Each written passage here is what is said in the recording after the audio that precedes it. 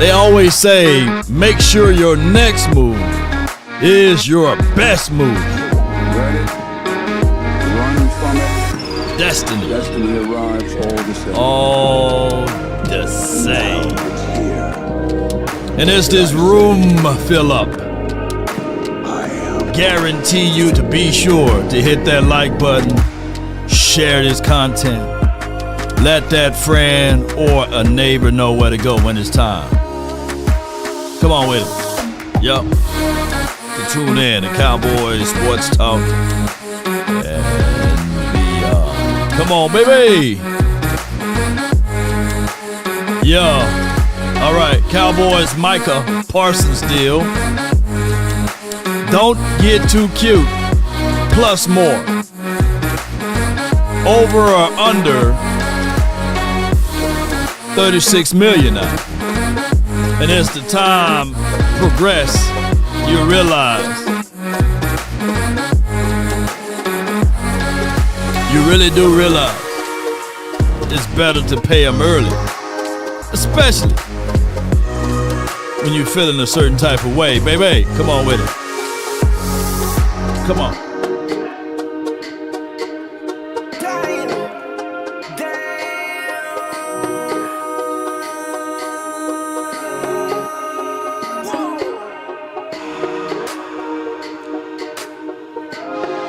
We got a long day for you guys today. Got a lot of content. Be sure to know that the Cowboys Collective will be live at 6 o'clock Texas time. Come on with it.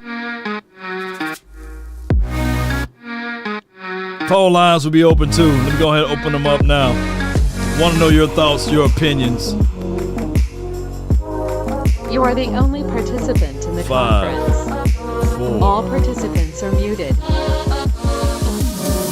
Yep. 3, 2, and 1. Yeah.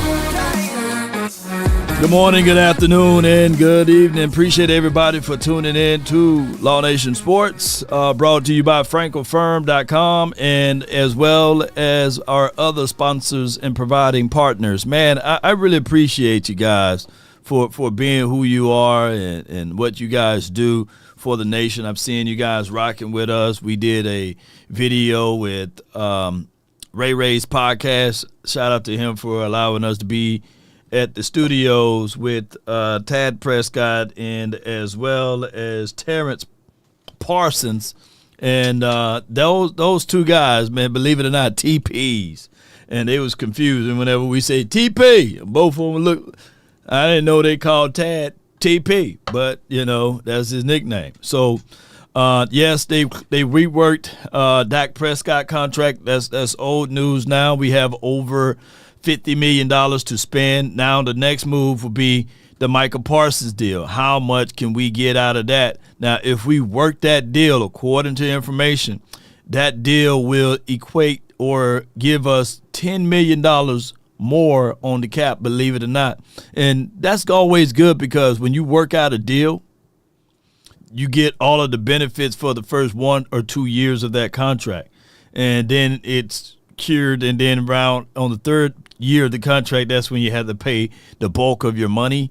But I'm coming with this particular mindset that by year 3 of any of these guys' contract, I mean, the salary cap would have grown tremendously between there and then, you know. So I really don't fall into the traps of the mindsets of saying, well, hey, you know, don't pay this guy, don't pay that guy, unless, you know, you got to have a backup plan, in my opinion. You know, you just can't go into this thing and say, yeah, everything will work its way out organically. No, you got to plan and make sure that you capitalize off said plan, right?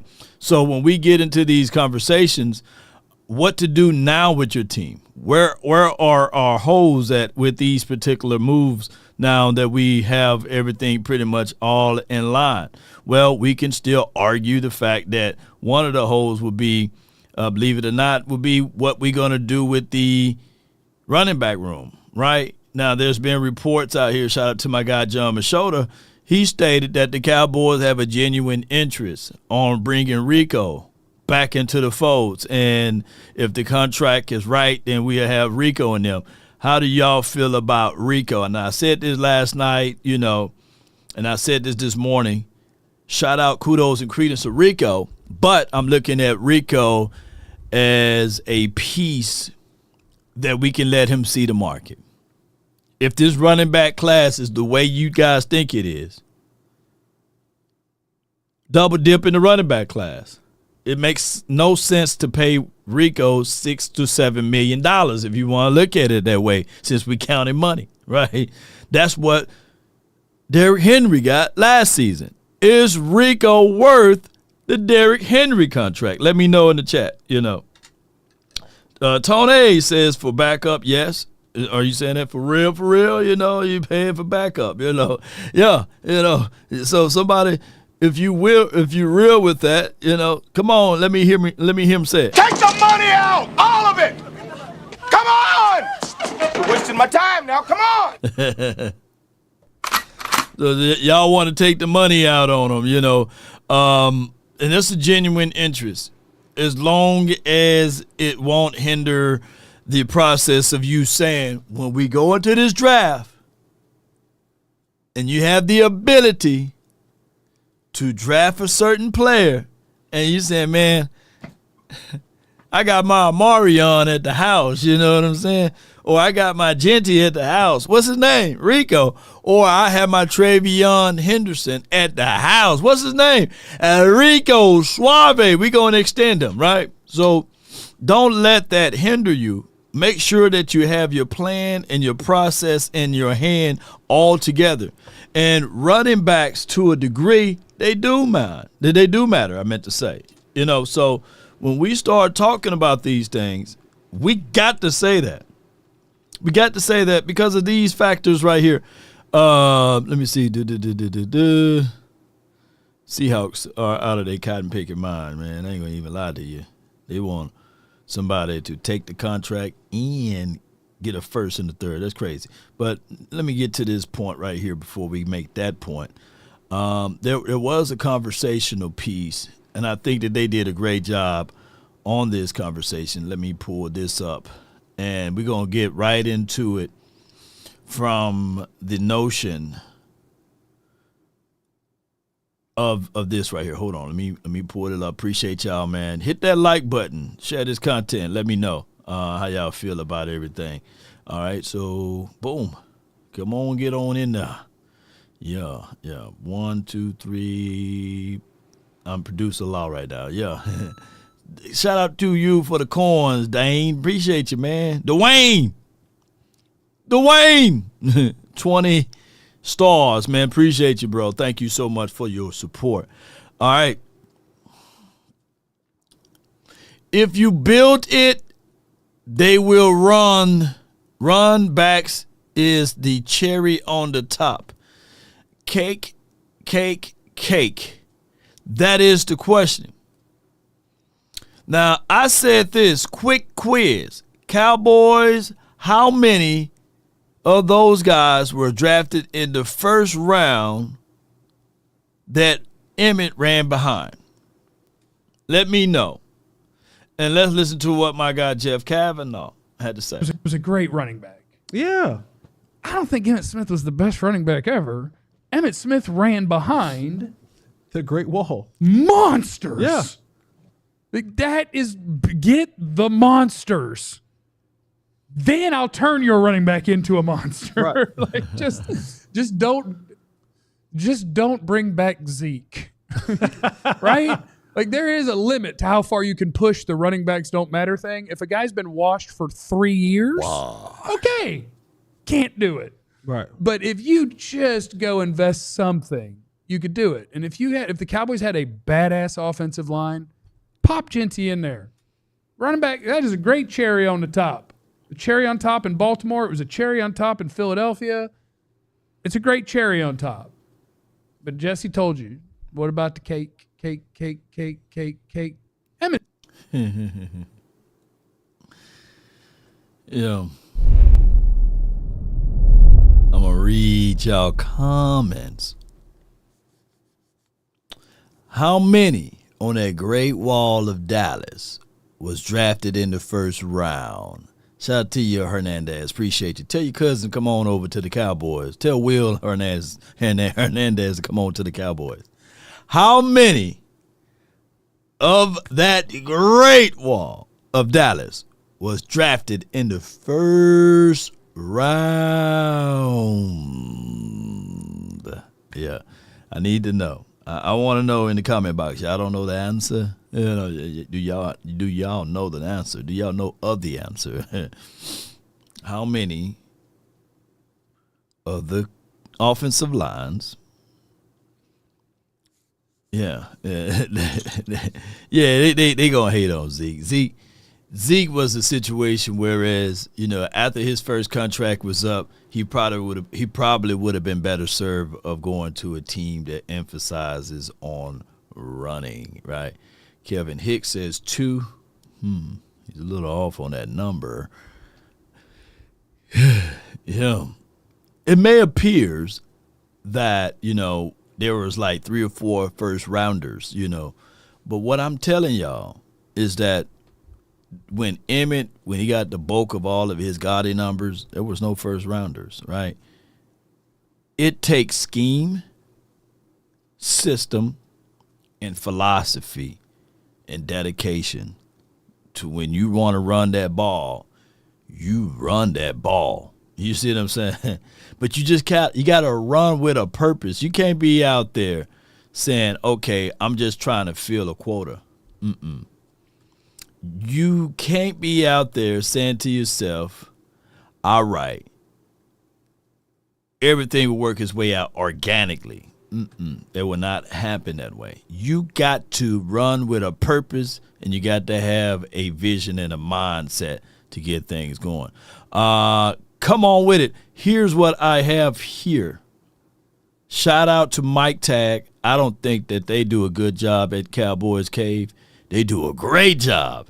And they got one of the legends of that Great Wall of Dallas to break it down to you all. The differences between grabbing a real running back, they can give you real results, versus going out there Temu shopping and giving you some fake results. Whether, have you been on Temu website? They got some shoes for $4.99, cheaper than Shaq shoes. But if you run too fast, you coming up out of them, they disintegrate. They got shirts and hats and stuff. Just don't wear it when it rains because it disintegrates. Like, hey, how all of a sudden it just goes and disappears, you know? And then a small tag in different languages says, please don't get near water. But it looks good on camera, but it's definitely not good in real life. So what I'm going to tell y'all, you got to get you a real specialized specialty player. All of this fake and phony stuff, it ain't working, man. How many of you all seen somebody with fake jewelry? It's turning their neck green and everything. It's exposing, it's oxidating, it's doing all of this stuff to your skin. You're breaking out. And people said, hey, go and get you a real. Go get you some real pieces of jewelry, or don't wear it at all. And look at me, I'm talking, I got a plastic chain on. But y'all get what I'm saying, right? Temu shirts rips off for the WWE. Yeah. But y'all sing it with me. Ain't nothing like the real thing, baby. Yeah. So, ladies, ain't nothing like the real thing, baby. Go ahead. Stop all the BBLs. Emmett Smith, right? And you get Emmett Smith, and that was one of the things. So I get in a lot of fights back in the day, not fist fights, but arguments. Nowadays, I get in arguments because every time I post something about Emmett, there's always, a negative, or they're always going to compare him to Barry or this or that. Was Emmett a product of the line? Was Emmett a benefit? Did Emmett benefit the line? Was it a mutual, help each other out? I hear this all the time. He said, you want the truth? Now, there will be people who didn't play with the silver and blue with the star on the side of the helmet, that didn't line up, didn't know the plays, didn't know how, never even seen Emmett in real life, right? That will argue against Kelvin, Come on. But now you finna hear the absolute truth. Come on with it. Let me say it, so I want to know. We want the truth here. Okay, this is how you can prove it's not the offensive line. This is how you can prove it was Emmitt Smith. He held out, right? He held out. Yes. And when he held out, so remember the culture is very positive, and HUD would come in there, and this is honest to God truth that happened. He'd come in there day after day. I think it was maybe Derek Lassick was the running back. Derek Lassick was the running back. Yeah. And and Derek had some game. There's no two ways about it. But he, clearly wasn't Emmitt Smith. Not many people are. And he would say, "Oh no, man, it's the offensive line. We go through week one, and Derek Lassick has like 30 yards. And then he tried to sell that shit to us the next week. And I finally said, "Hey, HUD. It ain't you're not going to sell this shit to us. It's Emmett, if you look at the film, he never got hit hard, man. Ooh, come on with it. Can't sell that shit to him. You know what I'm saying? That's what he said. Paraphrasing. I'm quoting too. So that's what he said. But somewhere along the way, people are trying to sell the ideal that, man, we need 5 first-round draft picks, man, to get that Great Wall of Dallas here again. Ooh. Way Jose. Come on with it. Come on with it. Hey, and who played more football than Kevin Gogan? And let me know if y'all know who Kevin Gogan is, though. Let me know. Let me know if y'all know who he is that's talking, by the way. Come on, let me know. Well, clearly wasn't Emmitt Smith. Not many people are. And he would say, "Oh no, man, it's the offensive line. We go through week one, and Derek Lassick has like 30 yards. And then he tried to sell that shit to us the next week. And I finally said, "Hey, HUD, it ain't. You're not going to sell this shit to us. It's Emmett. He was." If you look at the film, he never got hit hard, man. The guy hurt his shoulder in the Giants game and all that. But, nobody ever just fucking tatered him. He was so shifty. If you think about the huddle, and that's why, I give Troy a lot of credit. I give him a massive amount of credit because you got guys in that huddle that want the ball, and there's only one ball. And you got to control – you got to control Michael Irvin saying, "Throw me the fucking ball." And you got to control 5 offensive linemen saying, "Let's run it because we can't give up a sack when we run the ball," And then you got a running back that's, arguably the greatest running back of all time that wants the ball. You got an incredible tight end in Jane. And then when Aikman steps in, he doesn't act to control that huddle. But, like I said, that's why I give him the credit because, when he stepped in that thing, it got quiet. And, to get Michael Irvin to be quiet is not an easy task. That's good stuff, man. Good information, man. Good details of things in here. And I'm not trying to dog anybody who say, "Hey, man, Law, you don't have to pee in my cereal, man." I'm just saying that we need an offensive lineman, man. And I'm not saying that, hey, we don't need one, right? But what I'm getting at is that if you have a chance to get a running backs matter, man. That's what I want to say. RBs matter. And as much as people take a dump on Emmett, they talk about how great Barry was, and I'm talking about Sanders. They talk about how great Natron Means and Barry Foster and Thurman Thomas and all of those other boys that ran in the late 80s, early 90s and all of that, to a degree, Terrell Davis and a whole bunch of other running backs. But they dismissed what Emmett did because of the fact that they parade the offensive line around, right? Like they said, "Oh, that was the only thing. That was the only reason why," right? And yeah. Ice Cold says, "Why that milk yellow?" You know what I'm saying? Hey, don't worry about it. It's the cover. That's the color of the flavor of the cornflakes, right?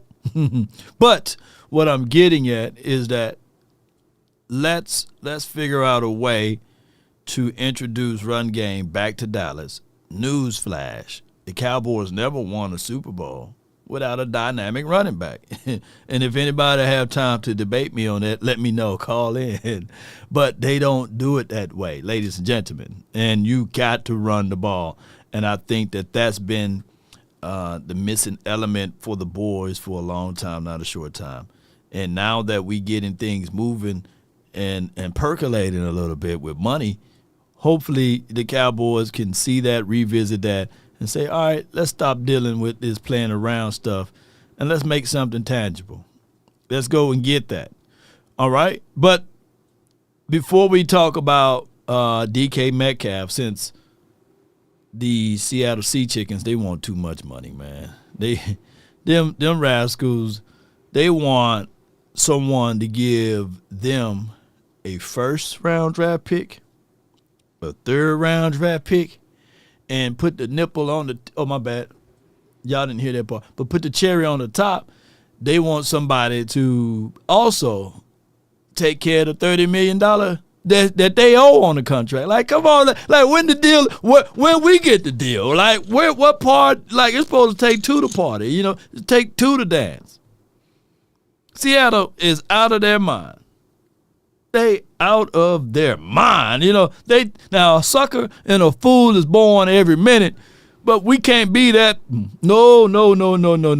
Now, Tyler Lockett, he's 32, so he'll be more like the T.Y. Hilton when we brought him in, right? So I'm not really fond of Tyler Lockett after looking at some of his tape. He had 2 touchdowns last season, and Jalen Tolbert look a little bit better than Tyler Lockett, right? And my guy, we just don't want to see that. You know what I'm saying here?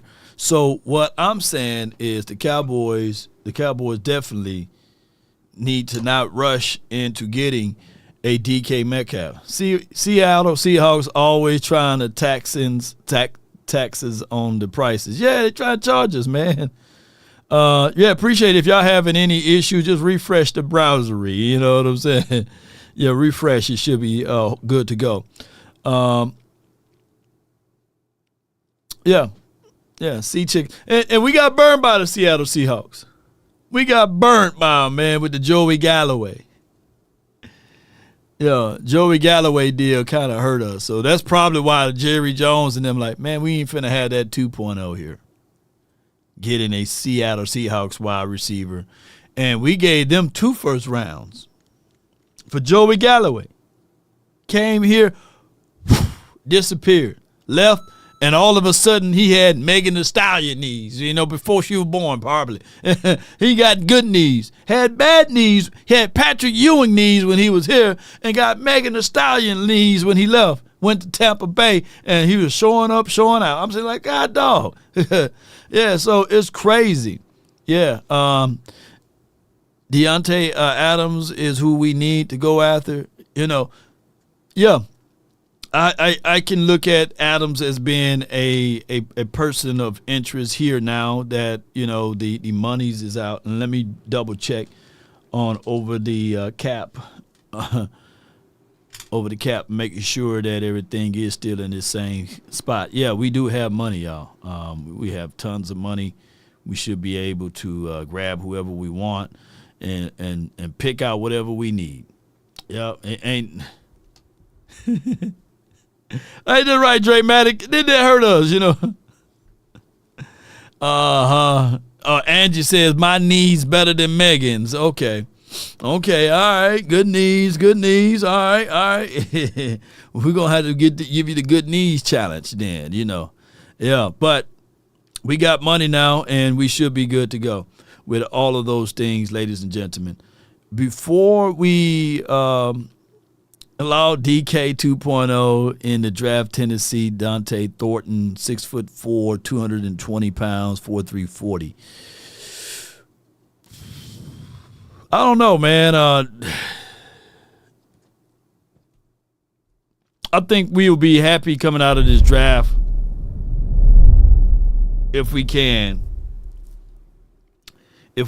find a running back and a wide receiver early. And I ain't talking about trying to sell you guys a wide receiver in the 6th round. Like, hey, man, if he was given the opportunity, he'll be all right. Nah. we don't need to do that. I want us to get a running back early and a wide receiver early, because I have my doubts on trying to recreate an older player, and a later round player for the Cowboys, and then try to say, hey, man, give this person time. And everybody need time, don't get me wrong, but I just don't want us to go down that fray again of trying to do those things, if you get what I'm saying. And let me see if I can pull up Adams now, market value, because they should have it here again. It's still 13.6. Give me 1 second here. And who was the other person y'all said that we need to take a Thornton is a beast? I feel you. Beast in college, okay. Who's the other guy that y'all told me to look at? Bosa. Let me see what he's looking like right now. Hold on with me. And we're going to go. Bosa. They don't have his market value up yet. It's sad they don't have his market value up yet. They don't have it up. But let me go back out of here. Okay. Let me go wide receiver. Adams, Diggs. Keenan Allen is one body. He's 32. That's too rich for my blood. 11.1. Chris Godwin, we out on him. Christian Kurt. They don't have no market value. Yeah. Tyler Lockett. That's what I meant to go look for. Okay, hold on. Okay.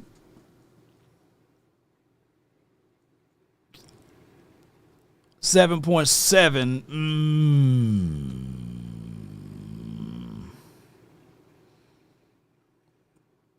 I don't see much. All right, so let me go bear with me. We're going to go look at our linebackers right quick, since this new roster done pulled up. What do you want for Khalil Mack? Hold on, give me 1 second.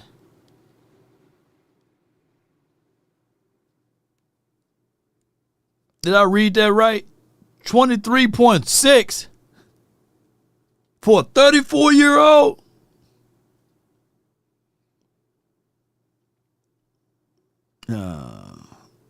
We got to get somebody. Hey, you got Hassan Reddick back out there on the market now. What they want for Hassan now, man? Whoa.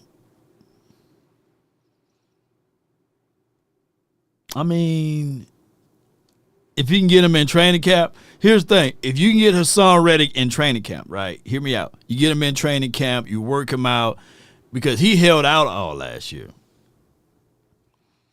And then he tried to come back at the tail end of the Jets. You get that guy in the training camp on a prove-it deal and say, hey, I know you like to do X, Y, and Z things. If anything, I know you want to get back at the Eagles and these sorts. Come on over here. Come on over here, man. And that probably would work to a degree. Bobby Wagner, that's a long ass tooth. I like Bolton, though. Nick Bolton, I know some people are out on him, but I like what he brings to the table. Yeah. And he's going to do some wonders for us, if we can get him.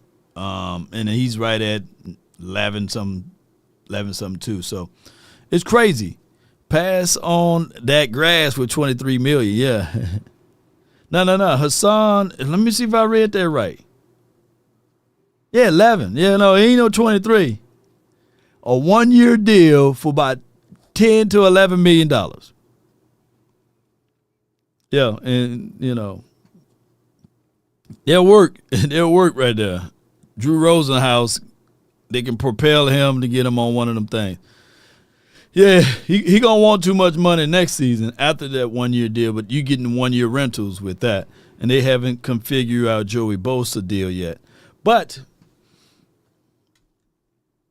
let me say this. In Greenlaw, you want to look at Dre Greenlaw, it's right at 6.7. He got to come off of a prove-it deal as well, and he's of the younger age of 27, 28. Yeah, he's 27, so you can live with that, you know. You can live with that. But the reason why the order of operation is so important here is that what we want to do is make sure we get the best capable or possible free agent, because we got $54 million. So where do we go with that $54 million? Where do we move with that, you know? Because at the end of the day, it goes back to my saying. Hold on. You have a choice. You can have the boat or the mystery box. That's the ultimate key. That's the ultimate key. We got accesses now to the boat. The mystery box, regardless of the situation, will be to a degree the draft. You know, so that's just for what it is. Now, you can either trade for a player or you can go out there and, you know, pick up guys that's on the free agency. Now, you can be patient a little bit, and I know we don't like that word with the Joneses. But if you're going to pretty much say to yourself, I want us to make moves in free agency, when they open up the free agent market all the way, you know, we can legally tamper with guys, right? And I'm going to look at DeForest Buckner. I really like him. Especially since they are finna pivot and move on from, according to information, Brandon Cooks, and they finna move on from D-Law.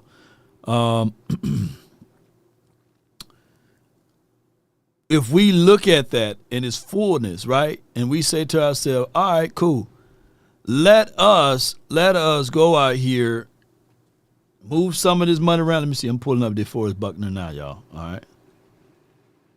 Is free agent. You got to trade for him. Did he go back to the 49ers? Dang, they don't have his market value out there.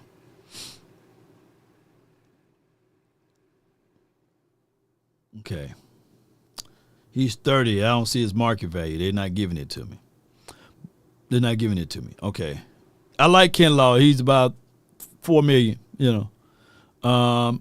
Ice cold correlation. Micah Law Prescott fault. Yeah, Micah Law Prescott fault. Yeah, it's all of our faults. Yeah. Yeah. All right. Let me see if I can get it right here. Y'all bear with me. Pull this one around. Yeah. The state's here. Let me pull this up for y'all. According to Todd Archer, the contracts for DeMarcus Lawrence and as well as Brandon Cooks have already been voided. Lawrence will continue to be costly of 7.4, and then Cooks will be by $4 million. Yeah. Yeah. Are you talking about Bradley Chubb or Nick Chubb, Freddie? You let me know which one you're talking about. And we get back to you on that one. The other part of the conversation would be when we look at this right here. Don't be in the wheelhouse of thinking that the Dallas Cowboys will not move this money around. The reason why I say it the way I'm saying it is because this one thing right here is we get people that would take your joy away from you. Hold on. Will take your joy away from you. And they begin to sound a little bit like this guy. Well, Cowboys fans, your boy is at it again. Jerry Jones coming out and saying that he wouldn't use the word aggressive to describe what he's going to do in free agency, which to me means he will be stagnant like he always is. He also said that he doesn't think that free agency will be the way that he fills roster holes. So what the hell is he going to do? You need a running back. You have no running back depth. You need a number 2 wide receiver. Zach Martin's retired, so you need offensive line help. Your defense was awful for most of last season. So where are you getting all this, Jerry? You're going to try and hit a home run with every single pick in the 2025 NFL draft? You certainly didn't do that last year. Hey, guys, there's no red badge of courage for suffering through another 20 to 30 years of hell being a Cowboys fan. Jump ship. Jerry's going to sink it one way or the other.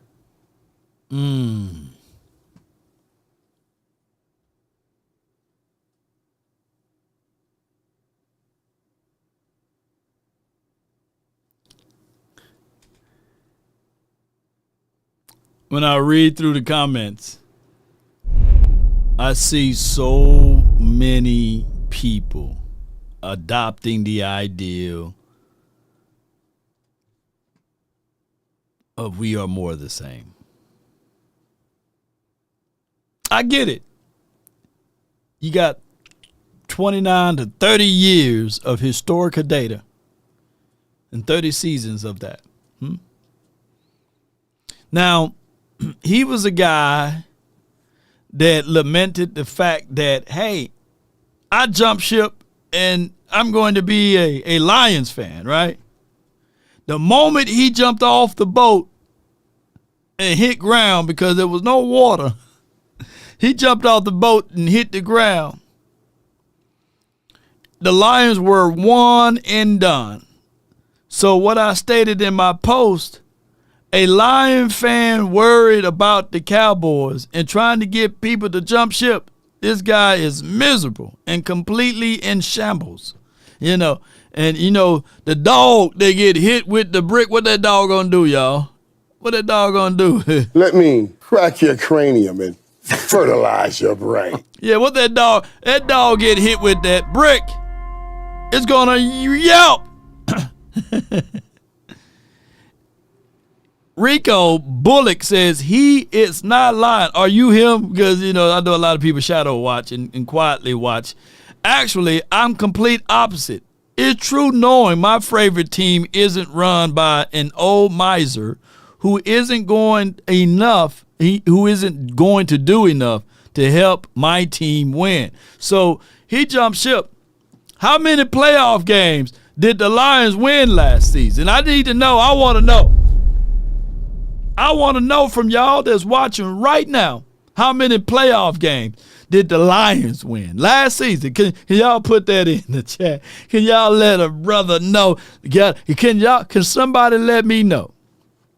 How many playoff games did they win?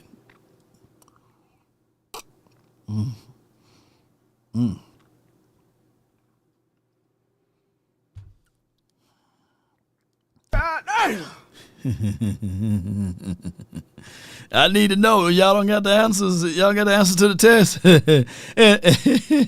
Oh boy, okay, Chris with the right answer. Come on, wild word for a second. I said, man, maybe the Lions won the damn Super Bowl. Yeah, come on with it. Thank you, Chris. Thank you, Donovan. 0. Oh, shoot. How many playoff games did the Cowboys win last season?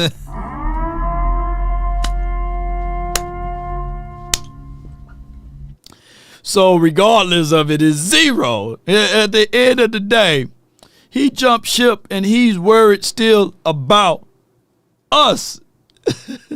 Because at the end of the day, ladies and gentlemen, shout out to the Lions. I truly believe the way we moving and grooving, hell, we might make it farther than the Lions this season going into 2025, you know. Yeah. So I ain't really worried about the Lions. I'm just trying to figure out what the Cowboys are going to do. But you don't free up damn near $70 million to sit on it. I got eggs that's going to be smashed on my head if they sign someone. And it'll be some, excuse the expression, it'll be some good smashing. You know what I'm saying? Yeah, because I'm gonna smash, and it's gonna be some good smashing if we sign a player. And I get it. Believing is a real thing, right? And being able to see it is even more realer, and being able to experience it, it would be nice, right? At the end of the day, Battle, what you think they moving the money around for? King Ransom, people are traumatized and can't see the light. Come on with it. I know. Take the money out, all of it. Come on. You're wasting my time now. Come on. Come on. What we moving the money for? If not, we gonna talk about it, and if not, they gonna talk about it, right?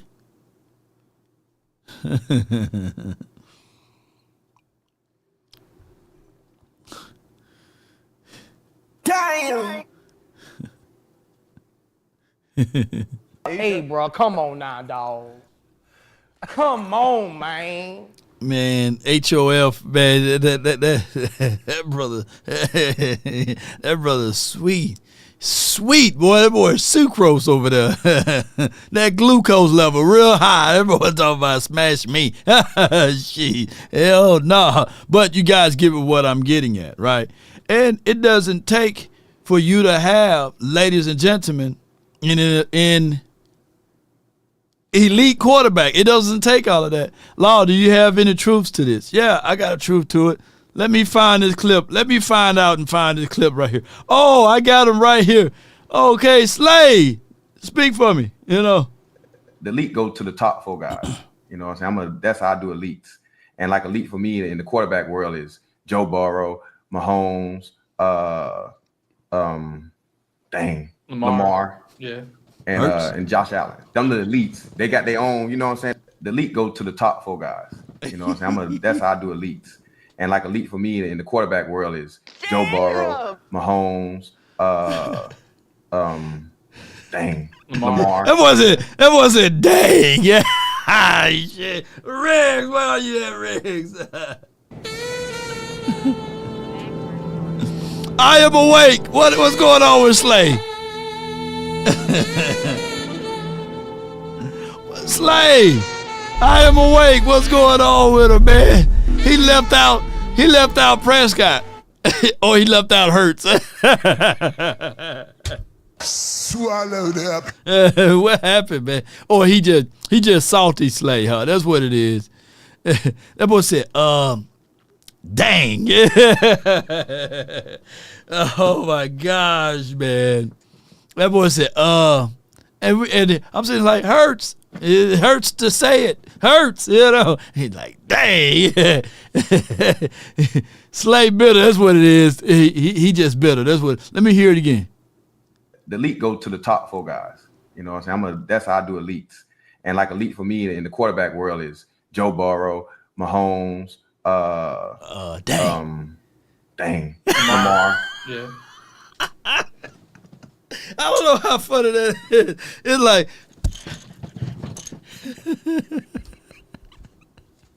that was it. That right here. Lamar. Yeah. And Josh Allen. Them the elites. Oh my gosh, man. But hey, he got him a ring, man.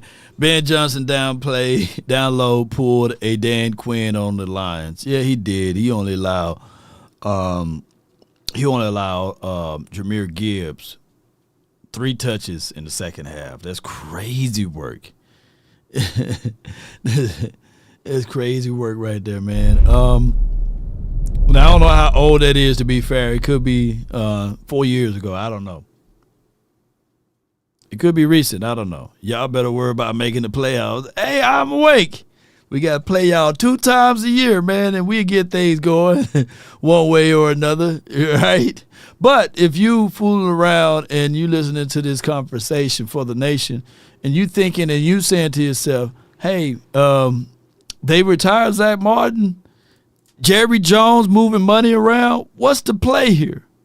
And then someone else got this information and they start thinking the same thing, and they get all confused. But before I get into that conversation, we got a super chat. And come on with it. He says, free agents we should buy a cup of coffee for.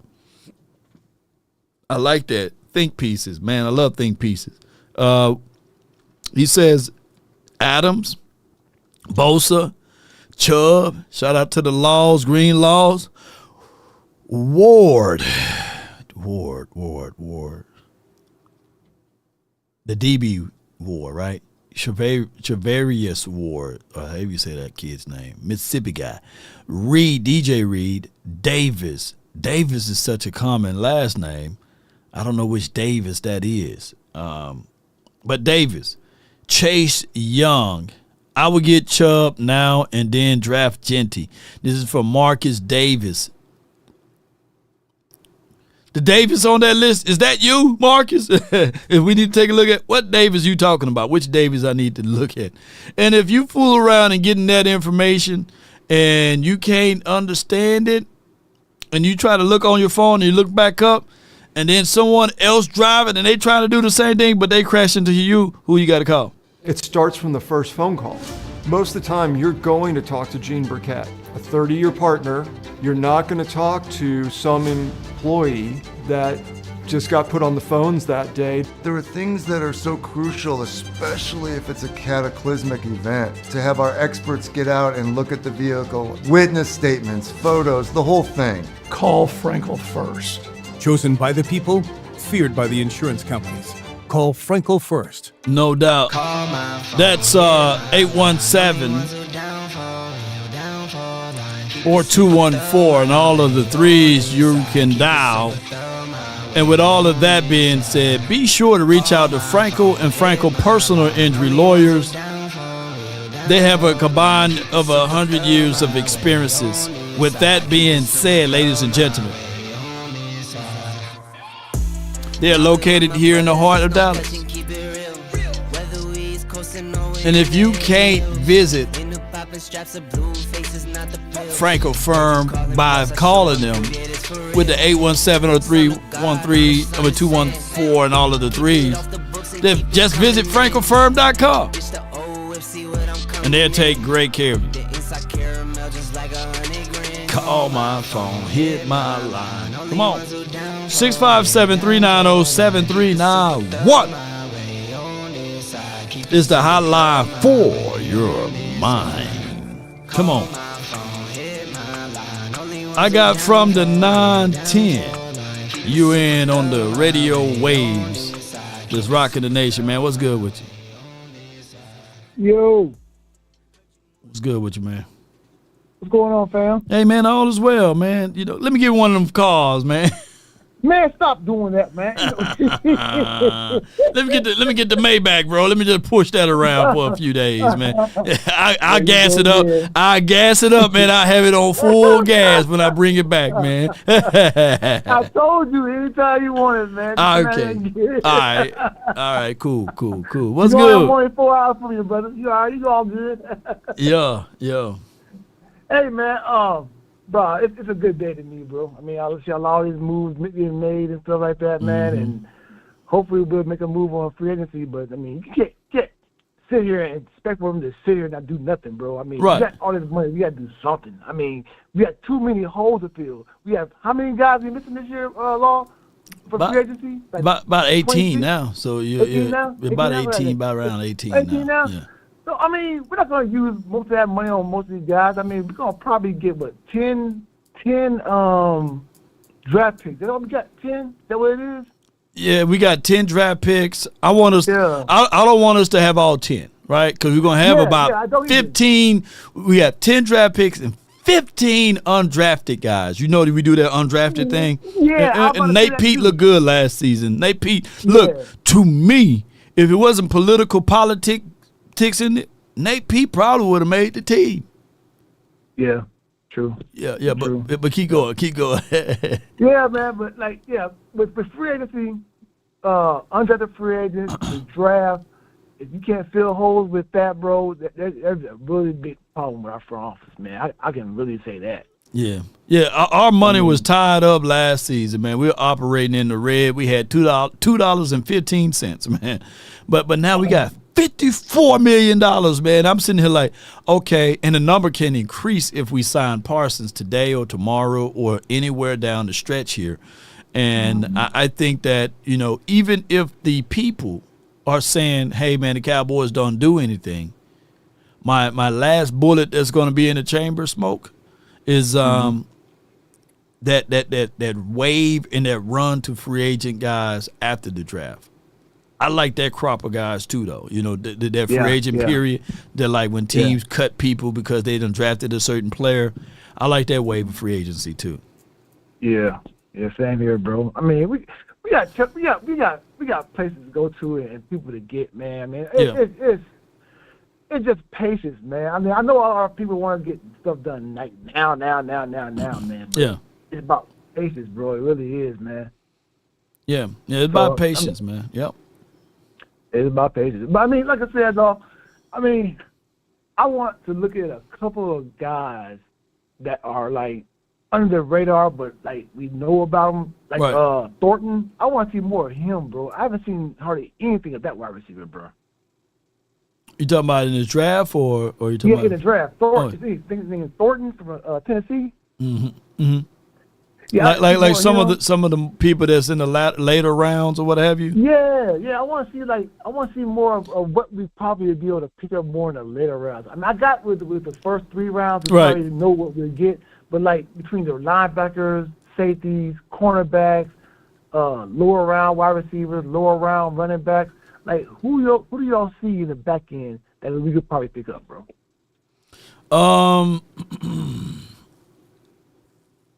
I tell you what, this is what I do with the draft, and I'm not reason why I'm not really super ultra big on the draft or what have you, like I used to be like 5 years ago, 3-4 years ago, is because for one, when I scout players, when I look at it, then they go to the Chiefs, they go to the Texans or something like that. And I just spend hours upon hours of work, and I try and I put it out there. And then, my video get claimed and stuff by the NFL and somebody else's video, they can still let it ride. So I stopped it, a while back. But I can tell you that the moment we do get someone, we'll go ultra deep into that particular player and skill set. Cool. But I just don't have the bandwidth to give you some false news or some news that I don't have every ounce of information to give you at this point. But I do let the draft people do the draft things. But I for damn sure is one of the best at it. You know what I'm saying? When we get them players, trust and believe. I know everything. I know his first and last name, middle name, nickname. You know what I'm saying? Yeah. But exactly. I appreciate you for calling in, bro. What else you got? Yep. One more thing. I'll get off the thing. Okay. Whenever they were talking about the Emmitt Smith, we're doing everything for the offensive line, stuff like that. You know what I mean? Genty and Hampton, both of them jokers, man, they didn't need a line really, bro. They just found a hole, a crease, and they was out.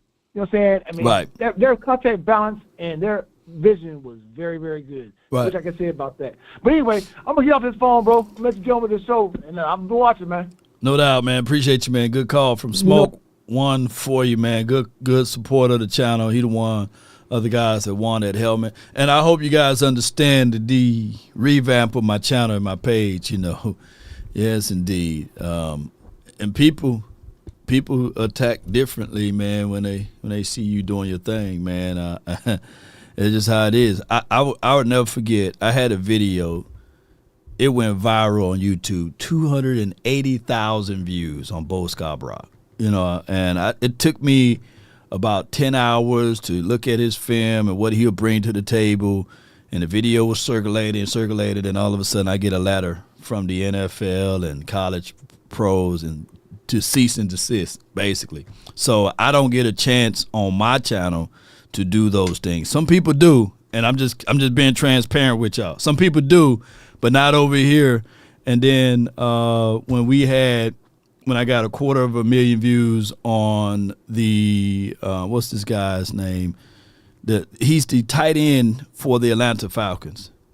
Literally their school, the NFL, and some other people, some of the Illuminati circles, they were trying to take me down. I'm like, man, they trying to take a good brother down, man. They don't do anybody else like that. You know what I'm saying? So I said, man, forget all of that, man. I'll just go ahead and I'll talk about a player, but I ain't finna spend my time anymore trying to break down these situations. Then they fool around and go to another team anyhow. So that just goes with the price of doing business, y'all. All right, I got from the 201, my brother from another mother, 100 grand with the plan, man. What's good with you? Kyle Pitts is his name. Yeah, appreciate you. Yeah, go ahead. Hey, man, that come with the territory. Yeah, man. come with the territory. You got to move around and move different. You know what I mean? That's it. You know what I mean? You got to slide the little things over here, slide the little things over there. Yeah. You know what I mean? That's just how you got to do it. You know what I mean? Well, what was it Plies or somebody who tried to sue Soldier Boy? He tried to come like 2 years late, 10 years late. Right? Nah. What they do is they wait to see if it's going to do numbers or not. If it don't do no numbers, they leave you alone. If it do numbers, them coming after you. You know what I'm They come after me. Yeah, I'm just like, dang, man. Yes, indeed, man. I'm sitting here like, literally, dude on Twitter, on X app, he had a Fire Jerry campaign hat going on. And he was like, yeah, man, we retweet this, man. And I was like, okay, yeah, let's get rid of Jerry. And then all of a sudden, I get a letter from the Cowboys.com. It ain't my hat. This is cease and desist letter. You are copyright infringement upon Jerry Jones. Please remove this post. If not, we will seek legal action. I'm like, whoa! You know what I'm saying? That's not even my post, man. you know? See, you up there now. Man. You up there now. So you competition. You know how that go, man. You already know how that go. Hell yeah, man. I said, all right, man, let me leave Jerry alone for a few days. That clown joke must have got him. Yeah. Hey. You're already on their bad side, man. Yes, but that video what I made him in that damn that black hoodie. Uh-huh. Jerry goes to the combine in all black. I said, Stop, please! Come back, Let me leave. That's Jerry mocking you, man. And Jerry mocking me. All black Jerry. Hell yeah. So I'm gonna leave. I'm saying, let me leave these Joneses alone before I get that knock at the door, you know.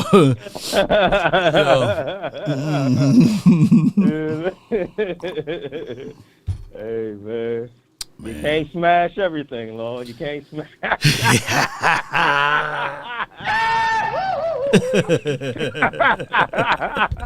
Hey, man. It's hard out here, man. It's words of future say sensational.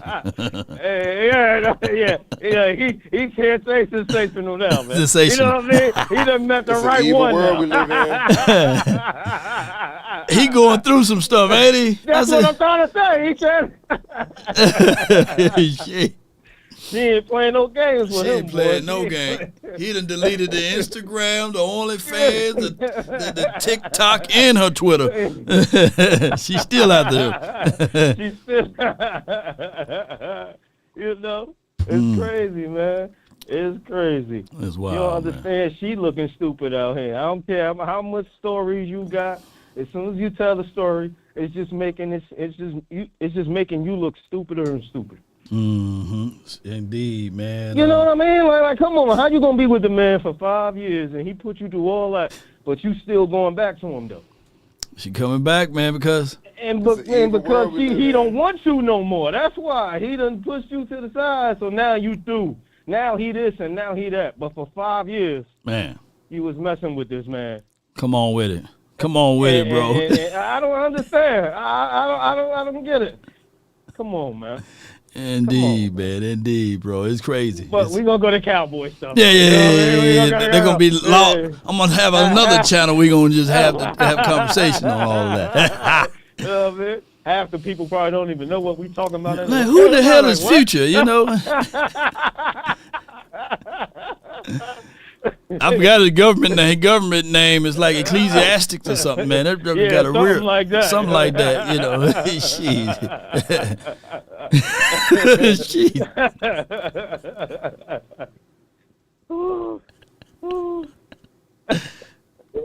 What you got for me today, man? What you got for me, man? Look, man. We gonna move the money around, man. Just listen to Stephen Jones. Don't even listen to what Jerry Jones be talking about. You know what I mean? Stephen Jones. Now, Dak Prescott said, be on the lookout for something big. That's what Dak said. Yeah. So I'm like, okay. Mm-hmm. Okay, I'm waiting on that. I'm waiting on that because it's not going to take much to sign Michael Parsons. Everybody, they moving the money around to sign Michael Parsons. Don't y'all understand his cap hit probably going to be like $14, $15 million, and that's it. You know what I mean? That's how that works. So all that money is not going to him. And quiet is kept. We're signing a lot of our free agents on a low. Quiet is kept. Yeah. Every time you turn around, it's another one of our free agents that's getting re-signed. Yeah. So if and that's not no money at all. That's no money at all. So, I mean, a big wide receiver, I would like. Coop, I don't want him. I don't want Coop. You don't want Amari Cooper. You don't want Amari Cooper. None of the Coops. Oh, Cooper Kupp. Okay. None of the Coops. Who you want? I don't want none of the Coops. What about DK? I want Devontae Adams. You just said they want too much, man. Yeah, they want the sun, they want the sun, the moon, and a piece of the damn mountain over there. Yeah, they want a lot, but I'm just saying, Sue. Sometimes people say, "Hey, this could be the one piece that can get us over the hump." So that's why I was just asking. You know, that's all I'm saying. Lord, no, they trying to be Jeffrey Lurie over there. Right? They trying to flee somebody. And come on, man, you want 2 draft picks, and you want us to pay the contract? Man, that's wild. But see, that's the asking price. The market determines that. So the longer he's on the market, that's going to go down. I think somebody like DK Metcalf will be more valuable after the draft. So that price is going to go down. They're going to be like, damn, man, we had a first and a third. It's going to be a long wait. But there may be a team that's desperate. I'm hearing news that the Texans may be desperate because they want to make sure that they cover their bet since they got their rookie since their quarterback is still on his rookie's contract. Right. They're trying to make sure that they can add one more piece. You notice they're trying to add pieces to him. So yeah. They might do it. They don't care. Those picks ain't going to be nothing for them. So they don't care about doing that. So, okay, I can see them doing that. But us, no. Yeah. Now, let's say, we get a Devontae and Diggs. I don't want Diggs until I see him coming off the injury law. That's the problem with Diggs. Which Diggs? That injury hurt him. The wide receiver. Oh, okay. I'm not talking about Trayvon. Trayvon ain't gonna play in 2025 law. Shoot. Hey, there's something both. I bet you Mama Diggs sitting there like, damn, both of my boys hurt. Let's put Aiden out there. Sure. Yeah, that's wild. Both of them recovering. Yeah. Hey. I mean, Stephon might be good though. Yeah. He might be good. The way he making moves out here in the streets with Cardi, he might be good.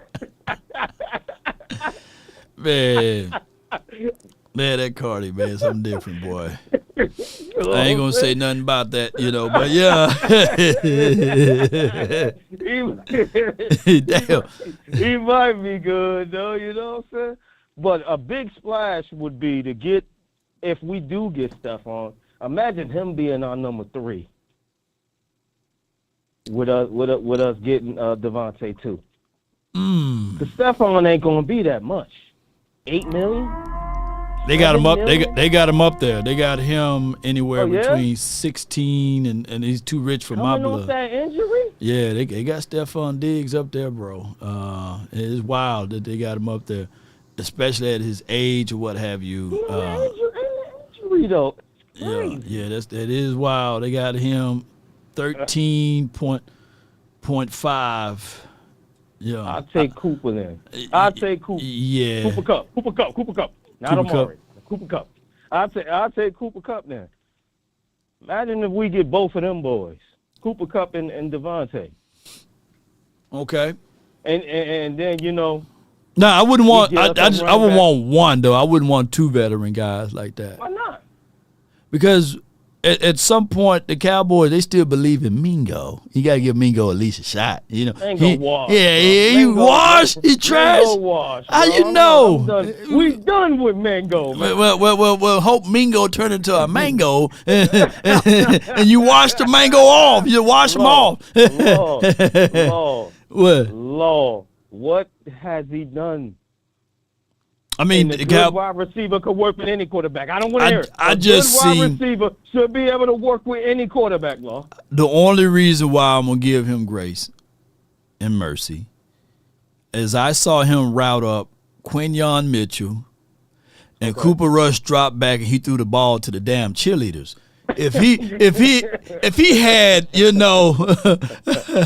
had enough patience to just lob that thing in there because he was wide open, he wasn't no pressure, and that would have been like a for sure touchdown. I mean, people probably would have been looking at Mingo a little bit different off of that one play. But I'm just giving Mingo I'm giving him a little grace and mercy. That's all I'm gonna say, man. Give him a quarterback, give him a ball. Mercy. Okay, all right. Mingo. I'm done with him. But okay. The Cowboys, I'm gonna say it before I let you go. I'm gonna say it how the Cowboys see it. Oh, I already know how to. Right. He's second round. We know how the Cowboys see it. Yeah. They had a second round grade on him, and they said, "Hey, we spent the fourth for him," Yeah. We know how the Cowboys do, man. I would rather you could say the same thing about Flo, then, man. Get Dak Prescott and Flo together and let them go. Yeah. I would rather see Flo out there than Flo Mingo, then, And, but it won't be. It won't be this though, right here though, bro. It won't be rushing those boys out there if you go get a Devontae Adams. Ain't even on this no, I'm talking about rushing them out there. Okay. You get what I'm saying? No, and that's what I'm saying. I would rather not to rush them, You put that veteran in there. Learn, and then put them boys out there. And I'm tired of the Jalen's too. I don't want to see no Jalen on this goddamn team. Man, I'm tired of the Jalen's. Jalen's can go too. The Jalen's can go. Even though upgrade Flo to the number 3. Let's say we just get one of them boys. Put Flo at the 3rd spot. Hell yeah. And let's see what he could do. But all right, man. Appreciate you, man. Thank you so much for tuning in. That's my guy, 100 grand with the plan. Next, we have on this list right here. It was a good call from him, y'all. I got a super chat from Dak Owns Filthy. He says for $199, 380 is in here, and 164 likes. I'm calling it Riggs. Oh my gosh, man. Let's get that Riggs going because y'all got to hit that like button. Y'all got to. And speaking of Dak Owns Filthy, let me bring in his favorite caller of the hour. And that's MJ from the 206. My brother, you in the mix, man. Talk to me, man. What up, Law? Not much. Doing, man, I'm well, man. I can't complain. Yeah, they got a gun on it. I like Adam. That'll be perfect with CD. Then you ain't got to do no trade. Just go on and get that over with. Now, that way we could trade back a few times, pick up some picks. Now we can go and get that that corner, get the D tackles in them corners. Now we cooking. And the first pick, I'll go and get the receiver from Texas. Matthew Golden? Yeah. Or Isaiah Bond? No, Matthew. Okay. Now you cooking. Now you got danger speed all over the place. And Brandon ain't gonna want to hear no excuses from you. So you saying the 12th pick of the NFL draft, the Cowboys draft, a 5'10", 429 guy that's going to be on the opposite side of CD, right? They can take the top off defense, got sure hands catching abilities, and got short area. Now you can block decently too. You can do end arounds, all that stuff. Yeah. They're going to move back. He's going to be about the 16th or 18th. Somebody's going to want that 12th pick. We're going to get our 4th back. You see what I'm doing? Okay, so you slide him back to the 16th spot. Hmm? I'm going to slide back twice. I'm going to do I'm going to slide back. Somebody at 14 going to call up. They're going to give him. Then we're going to slide back to 16. Then 18. Arizona got the 16th spot. Yep. We're going to do it twice. Bam, bam. 2 picks. Now, we're going to build that defense powerful, strong. We're going to do what you said. I'm going to go on, pay Greenlaw, give him a 2-year deal, and then I'm going to go on and get your boy, the big D tackle, to play with your boy from the Jets. 2 San Francisco guys. Got the coach from San Francisco, know him. That's on our team. Know them too. You got the D tackle, got the dude, and then we draft them D tackles, corners, because that second pick be at corner. It's gonna be Maxwell, the corner. First pick we move back to 18 is that receiver, corner, and then we're gonna get that halfback, one of them dangerous halfback, because they want that corner. I'm telling you right now. They iron that corner.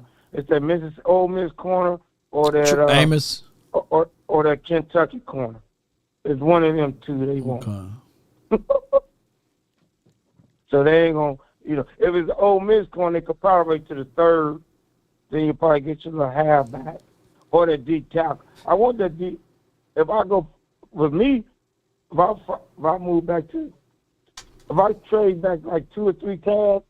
I'm playing a mix-back game. The Cowboys say, oh, get him. 14, we move back, get a pick. Then we move back to 16. Then we move back to 18. Then we drop that receiver. Then in the second round, I might go with that D tackle from that big D tackle from Ohio State. That's a beast. Or that corner. You're gonna have to start screen grabbing that and sending it over to me, MJ. But I appreciate you calling in, man. Send it over so I can start putting these on the show when you start doing all your homework, man, with your mock draft. I appreciate you, man. Yeah, because when you do it, like you got. I was gonna tell you, come on the line. You probably could do it today, real quick. Put your thing up before we get off with all the fans on here, and do a quick mock draft. Do 5 rounds real fast. They go fast, and then you ask us what we want. And then you're going to see that thing pop up, and it's going to want to trade with you. It's like 3 or 4 teams keep wanting to trade with the Cowboys. No doubt, man. No doubt, man. I appreciate you for calling in, MJ, man. Let people know, man, what it's all about, bro. Let me tell all the Cowboy fans, it's not here. How about them Cowboys? We got everybody panicking. They kind of quiet. I'm going to give you one simple thing out here. It's the same thing happened with the Lakers. They was talking smack. Now they looking quiet. Oh, I want to thank Dallas for giving us Luka. Thank you, Dallas. And yeah, Big Game James mad about that though. He got really Big Game James got really upset at me about talking about his Mavs. I think Big Game James is more of a Mav fan than he a Cowboy fan. And he going in. I like damn man, chill. That Big Game James, thank you. Yeah. The Lake Show is on the rise. It's not 1. Not 2, but 3 championships in a row. I'm saying it right now.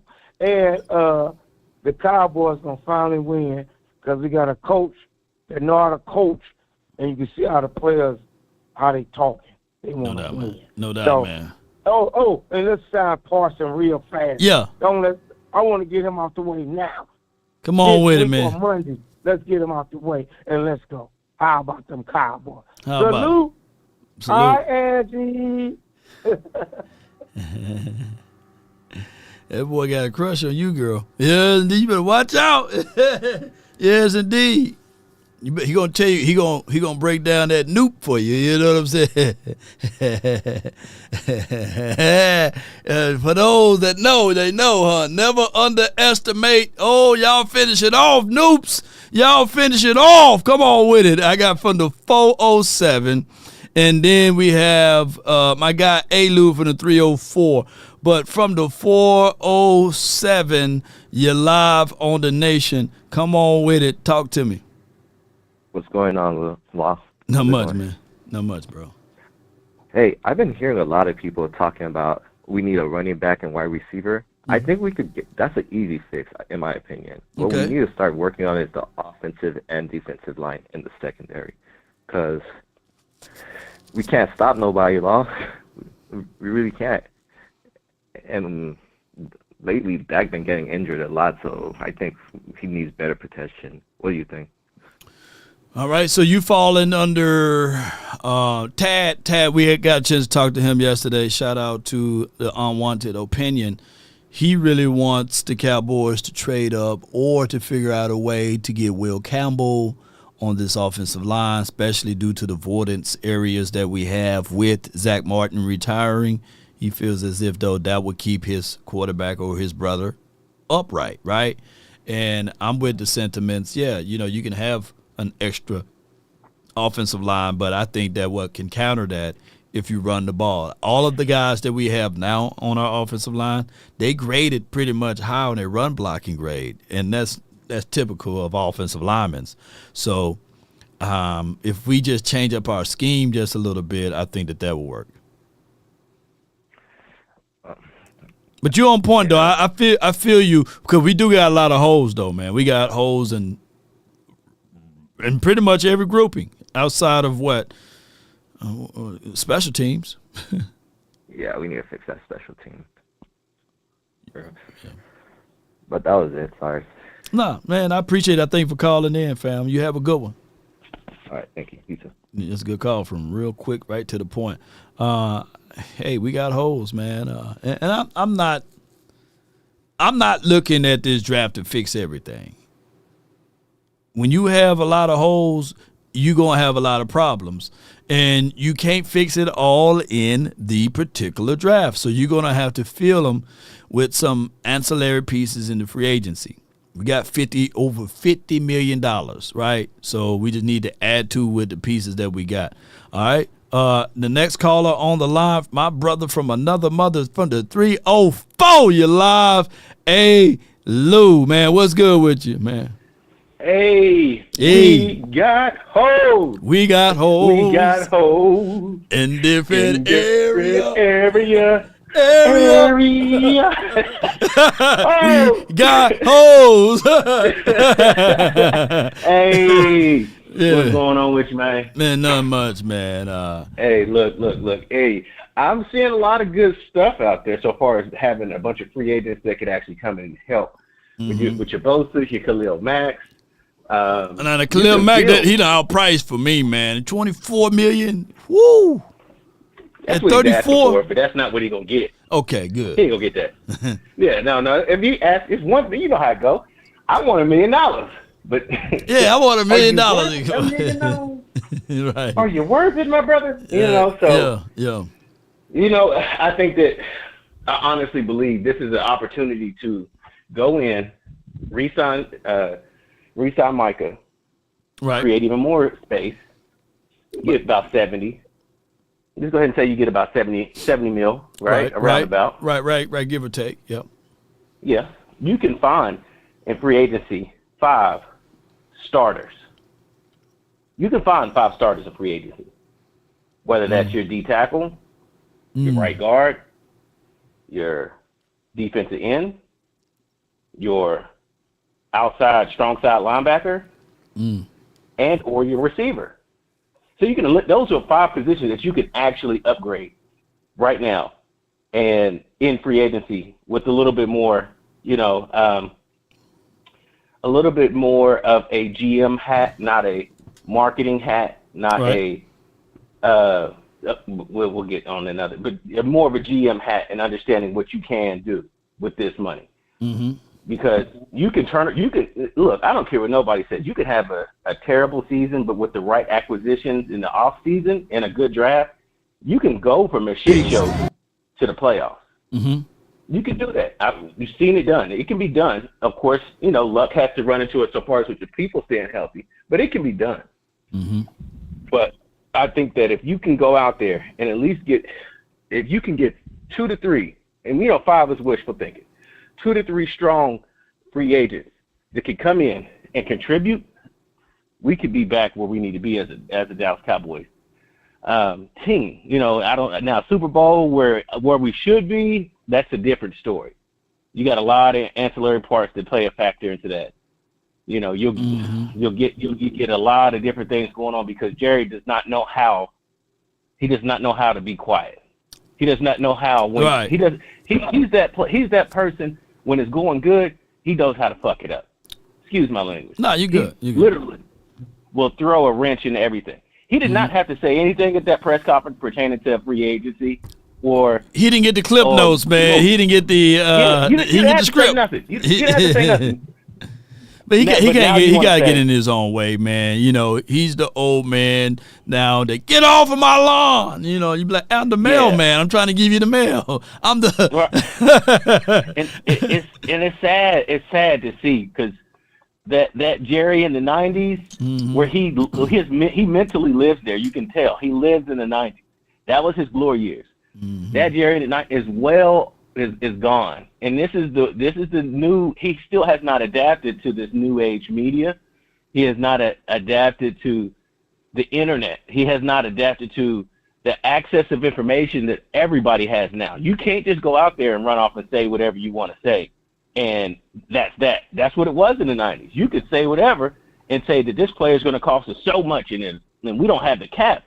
Now you have websites that you can actually go to, and you can make the cap what you want it to be. If you know what I mean, like you can actually do that. We got info and intel, man, and we got information to point out where is the narrative being driven from, and that's what I think that we bring to the table, Lou. I think that's why people be like, yeah, but Law said, and yeah, but Fox said, and yeah, but Boss Cowboy Sports said, and yeah, AOC and anybody else, Skywalker, they said these things, and then they trusted and verified and said, yeah, see, Cowboys fan talk, he was right. And that's why it's so important for our voice to matter now, because now we are in a situation whereas we can control it.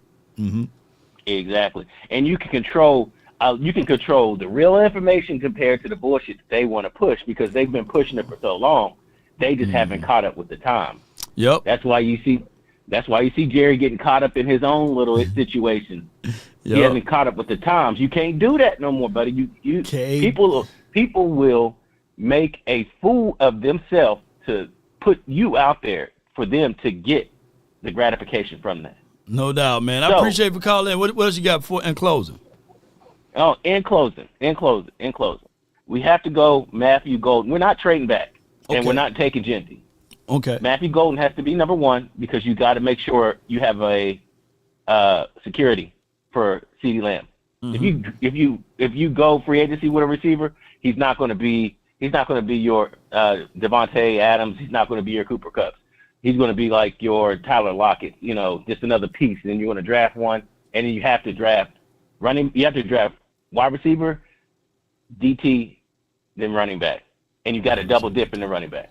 Okay, that's so third round and your first, so back-to-back running back, third round and the fifth round, right? Because we don't have a fourth round. Yeah, you got to. And one of them, I don't know where you're going to take him, but one of them has to be DJ Giddens. So you're gonna go Scatterboo and DJ Get. I'm playing with that. Oh, don't do that. Scatterboo, he's trash. I'm sorry. I know you got a bunch of Scatterboo fans, but he it ain't it. He ain't it. Not in this league. And plus, we already got Scatterboo on the team. Hold tight. Hold tight. I got a super chat. To fill all because they have a depth chart full of free agents every year. # just saying. Appreciate you, Keystone. But what you about to say if I let you go, Lou? I said you got Scatterboo on the team. He's bigger, faster, stronger. Oh, okay. You talking about Hunter, huh? Hunter, yeah. Okay. He's not a fullback because McCarthy doesn't know, and he doesn't know what to do with talent. I'm telling you, he's a running back. He can replace. I can't say he'll replace, get you 1,000 yards, but he can be serviceable as your backup while you draft you another one, and then have another one. You run a 3-headed monster. No doubt, Telling man. I you can't right wait now. to see it, man. Appreciate you. Hey, Lou, appreciate you, man, from the 304, For sure. man. For sure. Yes, indeed. Before I let the 817 on, Keystones, thank you, man. Thank you for your support. Hey, Law, the Cowboys will always have holes to fill, all because they have a depth chart full of free agents every year. Hashtag just saying. Yeah, he right about that. Let me get the 817 in on the nation, and then we will have the 540. And I'm seeing my guy Jeremy hold tight. But what you got for me, 817? Hey, Law, what's good, baby? How you? Man, I'm great, man. I can't complain, man. What you got for? What we got for? Bless, I'm blessed. Hey, man, this is Deshaun Sherrod with the Cowboys for Life Fan Talk. Come on, with first of all, let me just say real quick. Tell me, since we want to take this, I was thinking about a second option. You know, in case that whole Ashton Genty, we've been riding that for the last 2 months. You know, taking a running back in the first round. Right. Let's say we flip this thing and say that Jerry and them, they become smart, whatever, and they go ahead and get, you know, a few free agent pieces, and you take care of a wide receiver spot, and you take care of a linebacker spot, okay? So here's my take. I say we do trade back. I'm only willing to trade back at least 5 spots. Now we pick up our 4th round within that trading spot right there. So now we take offensive lineman with that first round, and then the next 2 rounds, which would be the second and third. Before you get to that point, we traded back last season, right? And we picked up an extra 3rd round. Is that the case? I believe so, yeah. Believe so. So trading back now, and we a little bit closer. I want another 2nd round piece, or I want to be able to rich it with another 3rd. I don't even want to deal with the 4th, but keep going. I like your idea, by the way. Yeah. Go ahead. Go ahead. So even better. So we get a 3rd. So we get 2 3s then. Yeah. All right, so that's even better. So now my next picks after taking a lineman with our first round, I said the next two D tackle spots, we take 2 D tackles within that. So say we get a chance to get a Harmon and a Sanders. Okay. Now we locking up that interior because we just TJ Sanders, by the way, so people won't get mixed up, right? That's who you're talking about. Okay, TJ Sanders, South Carolina. Yep. Yeah. Or we go with what's the other guy? I like Ohio State. That's my guy right there. I think he's the number 1 D tackle. I really like his attitude, his tenacity, and we need that up front. We ain't getting that from nobody else. So we take 2 D tackles, then we can go ahead and take our running back right there. I was wondering, what would your take be on that right there? As far as that, we just locking up that front all across the board. Not being worried about that. So that lineman you talking about, that's a guard or a tackle? I would say I'll take a guard. Yeah, because you know the old saying, you get a tackle in college and you turn him to a guard, right? Versus Zach Martin played tackle in college, you know.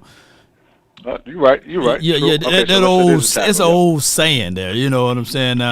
Now is the guy that you looking at? What's his name? For which one?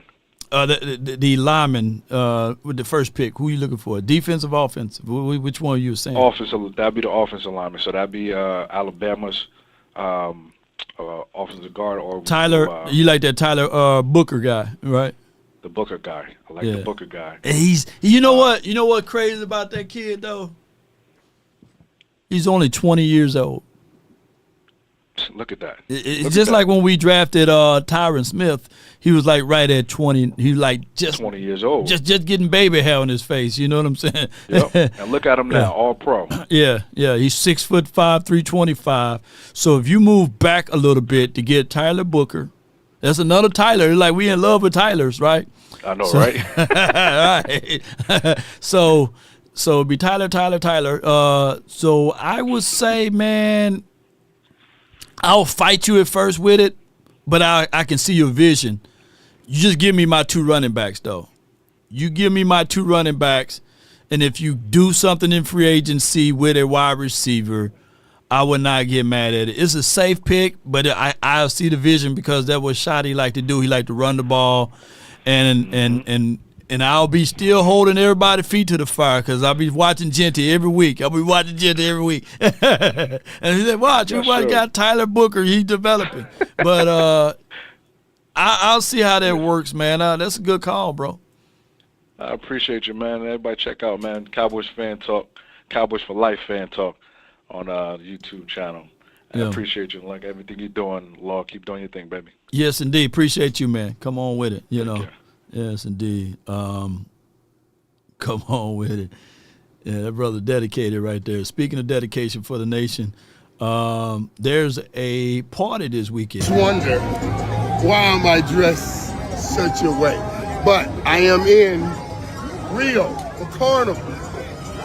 It was on my bucket list before I turned 60 to at least experience Carnival. So I'm here when I'm turning 59. Let me say this though. The thousands of people that have texted me and reached out on social media, all my friends saying happy birthday.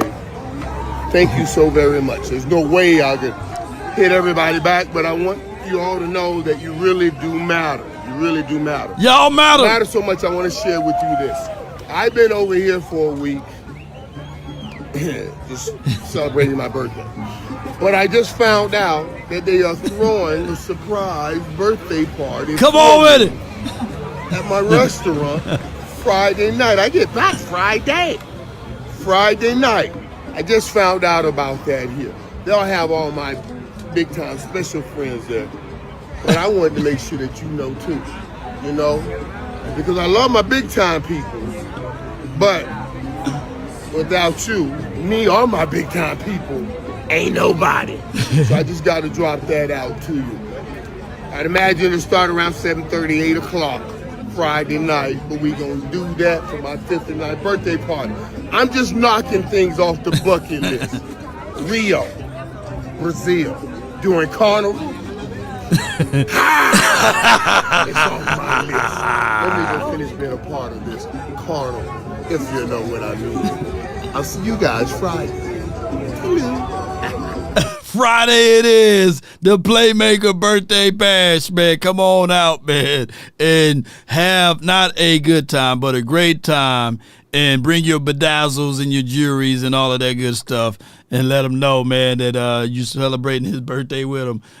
Here's the tickets to the event. Like he said, it's going to be right at 7-ish or what have you, 8 o'clock. Ish, you know, I'll suggest you guys to not meet us there, but beat us there and get in line, because that line gonna be longer than Shaq feet. You know, Charles Haley gonna be there, so y'all be sure, man, to check out that man. And on his birthday, man, it's pretty much gonna be a great event celebrating the Playmaker and at the Playmakers, man.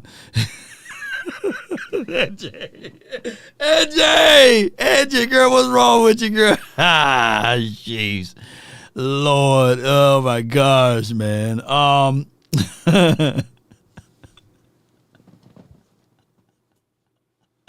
right, I ain't gonna read no more what she's put out there, but we're gonna have a great time, man. And come on out, man, at the Playmakers, and that's absolutely that's tomorrow, right? Oh, that's tomorrow. So come on off, man, and be a part of the festivities, man. The food is great. I mean, the drinks are great. And Yao Ming, you know, I'm going to turn it to Terrence Parsons over here. Yao Ming, man, you get there, man, make sure you put your food order in early, because, man, the chef takes his time to cook. And when they bring that food out, don't get none of the sauce on your hand, because you might end up biting off one of your fingers, man. That's how good that is. So be sure to check them out. I got the 540, and then I got Jeremy 832, and then the 540. So bear with me, 540. Jay, man, you're live from the 832. What you got for me? What's up, Law, man? Not much. Been listening to some of y'all suggestions, man, and I believe like this is on that last hurrah. Last hoorah? Like last contract, like at the end of these last 4 years. Last contract, because it seems like they tell us like they doing these. It seems like they be doing like these little soft rebuilds within the years, and hopefully, like I said, I don't know too much about the new coach that we got, but hopefully he stays to his word with as far as like the running game or whatever, and I don't want to get no playmakers late in the rounds. Like I don't want to get no playmakers past the third round, because to me that's when you get your project players. and Dak ain't got the time for no project player. I need somebody gonna come in and make an immediate impact. Okay. I mean, no later than the third game. Like, I need somebody to come in balling. Like, that's what we need, because, like, our division is, like, they trying to pull away. Like, they they are. Because, like, they are pulling away. Point, like, yeah, it was to a point, like, Dak was, like, hands down the best quarterback in the division. And that room is starting to get talented in our division. That quarterback room is getting real talented. And they bringing up, and there's a bunch of more playmakers. Because, like, I hate to see, like, I mean, I know people ain't big on the quarterbacks that's in the draft this year. But, I mean, Neighbors is real. Like, he ain't no joke. And if you can get somebody that, you know what I'm saying, that's comparable, there ain't no high turnover person, and they get another weapon over there with him and Neighbors, like, that can look like something too. So I don't want us to get too far behind thinking we can just get these average, regular players. Like, we got to get some real playmakers to stay at the top of the division. But, like, it's looking like we can get left behind with the talent that's coming to our division. Okay. Well, I would tell you this, though. When you look at this division and you look at the quarterbacks within the confines of this particular division, if we fool around and have run game, we still be one of the teams that can finish out top of this division. I like what Jaden Daniels did. Shout out to Jalen Hurts too. But I just really believe that when you start talking about the veterans and the things that you add to this team, we can be very much so still competing and be in the same wheelhouse as those boys. The only time we had a losing season is when the quarterback didn't finish the season. So we'll see, man. If you keep the quarterback upright, we'll see how all of those numbers figure out at the end. And I agree with that, and I'm with that. I'm just saying, like, they're getting more talented. Even though, cause even when Philly went to the Super Bowl, like, we beat them. I think we beat them both times, if I'm not mistaken. The first time they went to the Super Bowl, if I'm not mistaken, I'm not sure. I think we beat them. And you know, we always beat Washington Giants, but this year we split. Even though our quarterback wasn't there, I mean, we split. And, you know, that's the division of opponent. All it takes is a little confidence when you're getting talent. That's all I'm saying. Like, I believe, like, our talent still has to match for us to, you know what I'm saying, keep them where I think they belong, you know what I'm saying, up under us. That's no doubt. all I'm saying. Well, hey, focus on one thing at a time, man. We got it, bro. I appreciate you for calling in. All right, you have a great show, man. Thank you, man. It's a good call from Jay, man. I feel his sentiments on everything. But I just say this, though. There's never been a time that any of these quarterbacks, when our quarterback was healthy, finished out ahead of that particular quarterback in yards or completion percentages or QBR or whatever, you know. So it just takes those type of things, man. And injuries are part of the game, but what you got to do is get in front of it before these injuries, meaning that you got to have your depths together. You got to have the ability to bring in more and more playmakers. But we can all say that those other quarterbacks on these particular divisions had a little bit more help. So we'll see how this thing will work out towards the end. 540 and then the 305. All right. 540, you're live on the Nation. Talk to me. What up, Lil? How you doing, man? Man, I'm doing great, man. Can't complain. So first time I called was like last year around this time. I was depressed because we didn't make no moves. And I let all my feelings out. But to see what we do this year, I'm not putting my expectations up too high, but hoping for the best. But I think what we need to do is, I think it's time to let Rico go. There's one running back that I want in free agency. I think it's the most obvious choice, and that's Mason. I feel like you probably could get him not too expensive. And then try to pair him up with, DJ Giddens from Kansas State. I think if you draft him and pair those two up, I think that's a pretty decent running back room right there. You talking about Jordan Mason, right?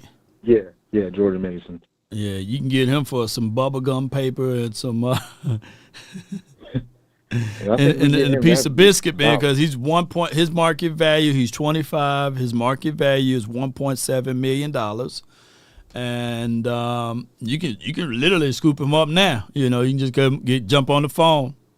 I put $7 on it. You know, Jerry, if you need money, man, I got $7, man. Jordan Mason, I mean, $1.7 million.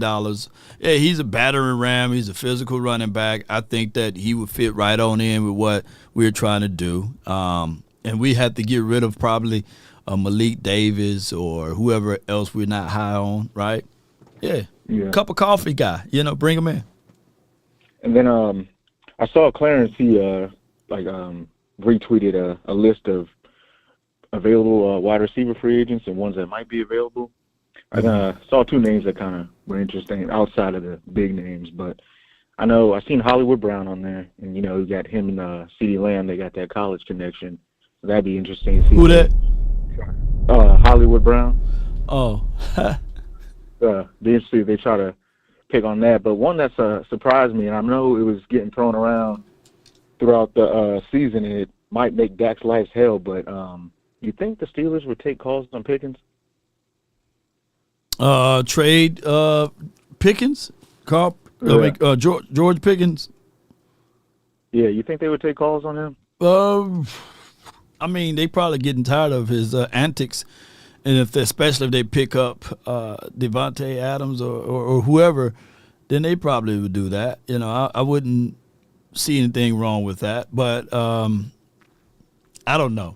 Yeah, I seen the way last year how CeeDee Lamb was on Dak. I don't think Dak needs that from both of them. But yeah, I think if we don't get a free agent wide receiver, and if Tet doesn't fall to us, I'll take Golden. Matthew Golden. I think he would fit well here.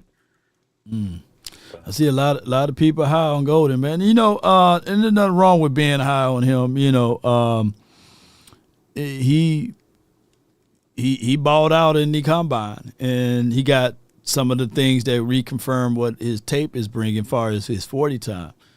But we'll see how all of this subside. I still like Luther Burden better. I still like Ibuka better, and Ted McMillan, I like him better. And I like Elik better from Stanford.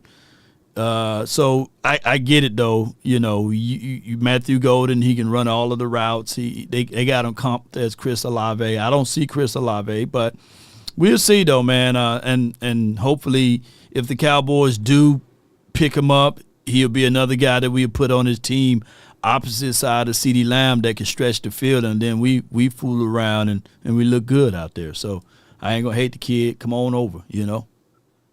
I think we just got to fill either wide receiver or running back in free agency, and then, supplement more that position in the draft, but at least take care of one of those. And last thing, I think the Jack Sanborn, he was a linebacker for Chicago. He got released. Yeah, for real. I think that's a name to watch. I felt like that's almost like an easy connection if Dallas reaches out, because I don't think he'll be worth too much. And obviously Eberflus and a lot of the Chicago staff is with us, so I think that'd be a pretty easy, kind of like how we had Kendricks last year. I think it'd be something like that, someone that knows the defense that they can plug in. And forgot his name, but that defensive end that Chicago let go too. But I think we should look at him as well. Okay, I want to look at that defensive end. But appreciate you calling in from the 540, yeah. Bro. Appreciate you. Take it easy. Yes, indeed. Come on with it. Yes, indeed, man. C. Burleson says Golden reminds you of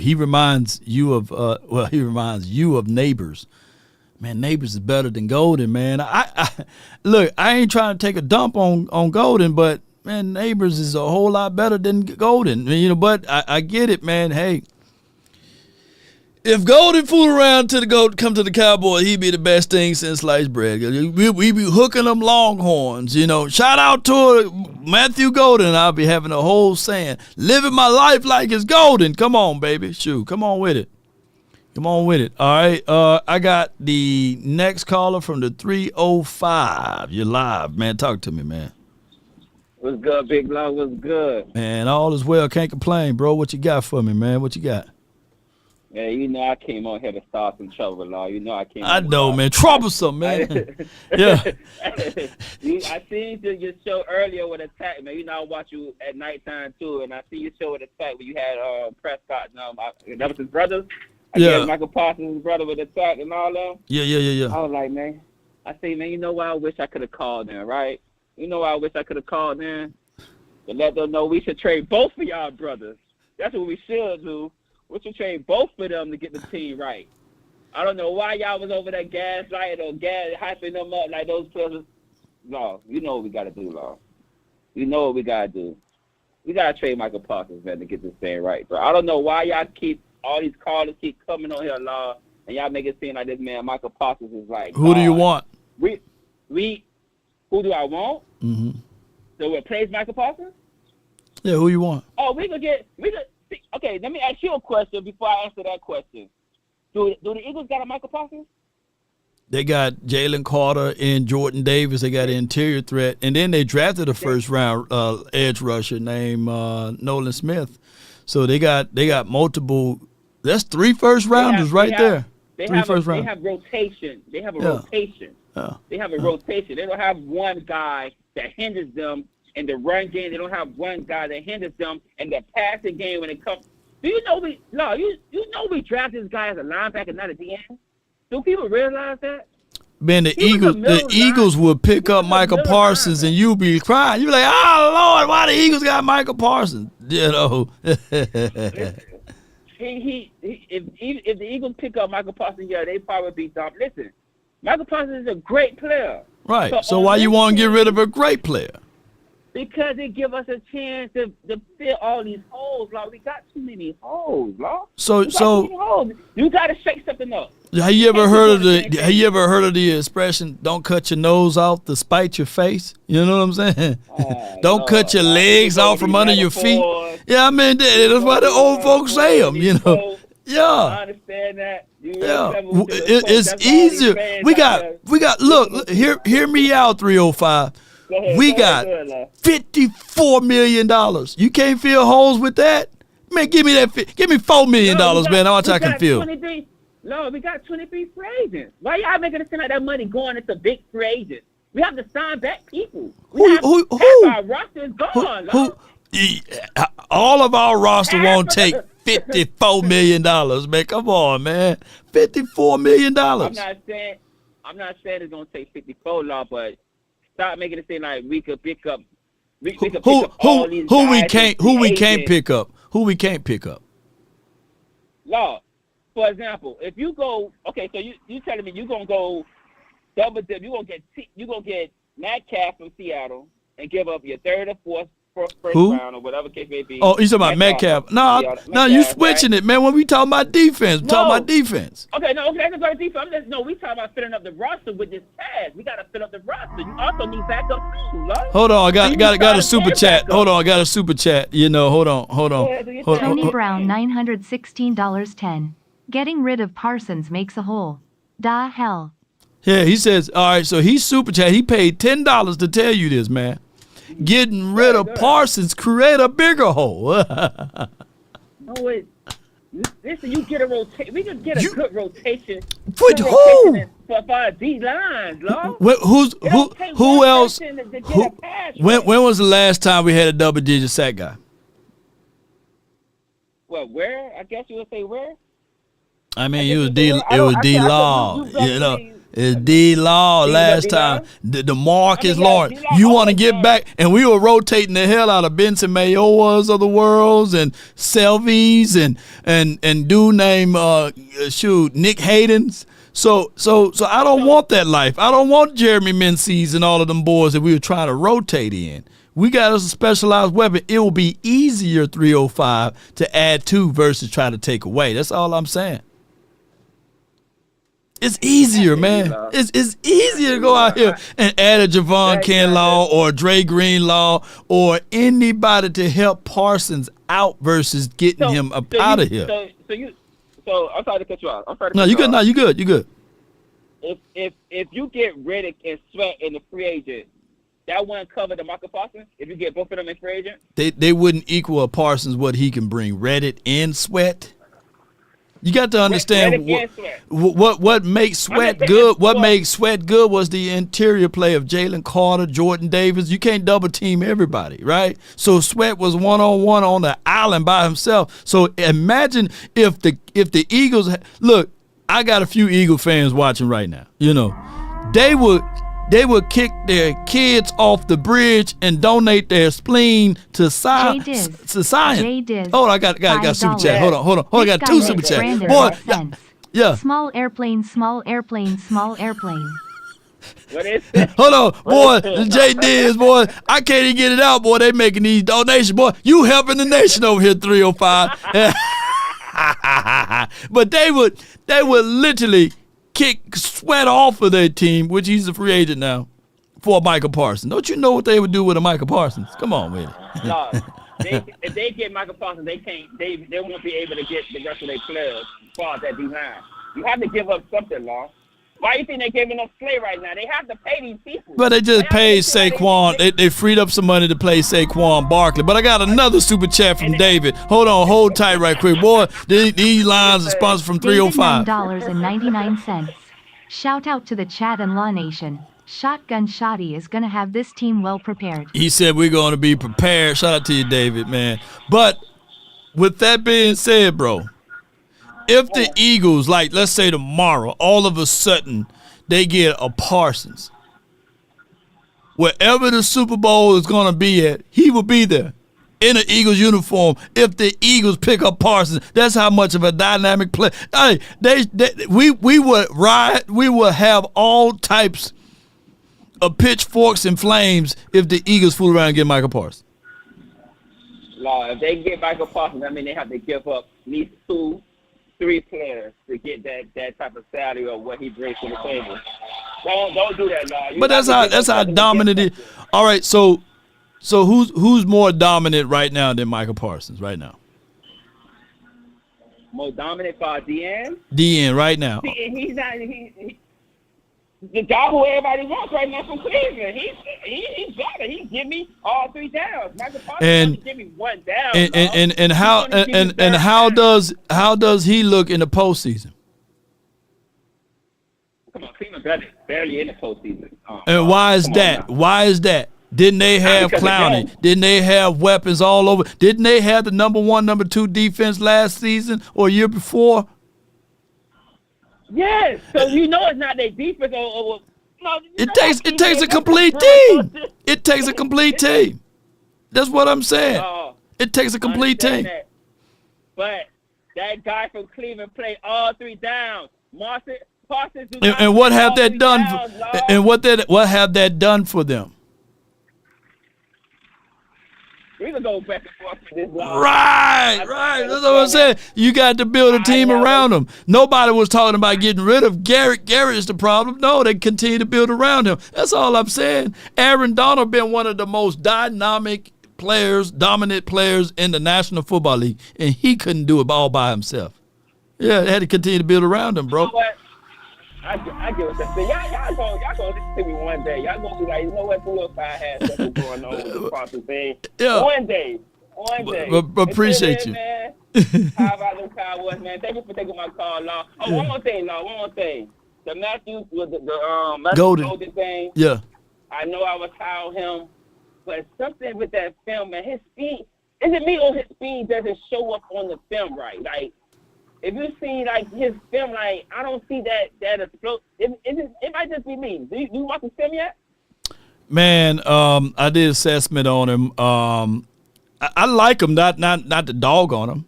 He's not faster than Xavier Worthy. You know what I'm saying? You know, and they're from the same school, and I'm still looking for Worthy. Ask the Eagles, do they know who Worthy is? You know, he went. Worthy gonna be decent. I think he's gonna be a good player. Yeah, Worthy gonna be a good player, but man, I'm still looking for him to make a play in the postseason, man. I'm trying to find out where's Worthy. What happened to Worthy? Man. I appreciate you, man. Thank you for taking my call, Law. Thank you. Appreciate No it. doubt, man. Good call from the 305. Still a good call, man. And I'm not beating up Texans wide receivers, by the way. Tony Brown 916, appreciate him. He said the caller has to be an Eagles fan. Nah, he ain't an Eagles fan, but yeah. J-Rod, man, appreciate you. I break the Cowboys curse in the name of Jesus' blood. That's from J-Rod. Appreciate you. Thank you so much for your support, man. Oh, my gosh, man. Look, I'm not trying to get rid of my number one asset to create another hole. Now, if a team is willing to give us a Crazy King's ransom, I'll entertain it. J-Diz, $5. Brandon, on behalf of some of us, we are sorry. Caller just took the cake. Small airplane, bubbles, bubbles, bubbles. Yeah. You're right. And Jay, that's a lady, Lord. That's not a man. Oh, man. Y'all wrong. My God, man, it was 305. Let me get the 510 you in, and we're going to do this. The conference has been locked. All right, it's 1 o'clock. All right, 510, you in? Talk to me. Law, what's going on with you, my brother? Peace and blessings to you as always. Peace and blessings, man. How's everything going on your end? Great, man. Can't complain. Fantastic. So I typically catch a lot of shows on the repeat, and I just wanted to touch back on the final word that you guys had did. Okay. And I wanted to touch on that end cap, especially with Big Game James, because I know Big Game James is a straight shooter. Mm-hmm. And if he's seeing something, it definitely comes from an objective place, and it kind of, so for me, I don't really listen to a whole lot of people.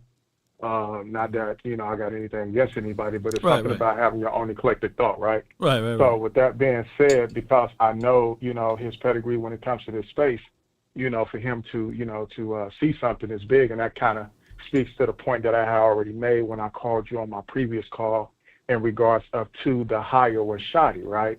In regards that it's something different about him, right? And I just want to hone in on that a little bit. So correct me if I'm wrong, because when it comes to, this knowledge base of the boys, man, you stay, way more locked in than me.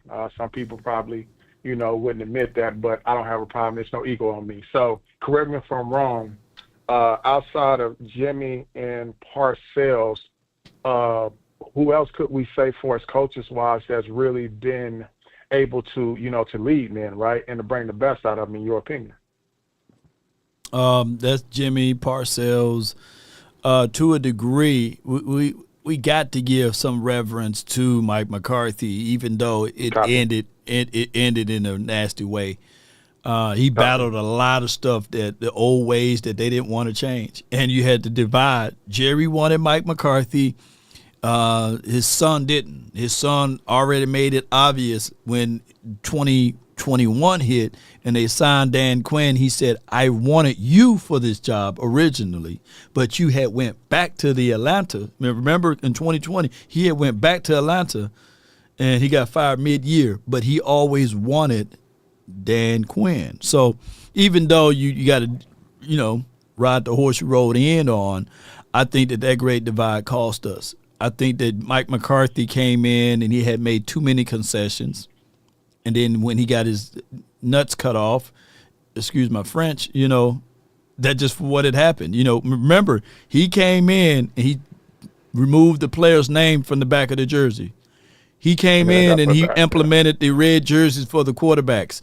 He came in and they was getting fined for having 2 hours of restrictive practices. Demetrius Johnson, hold on, I got a super chat. $19.99.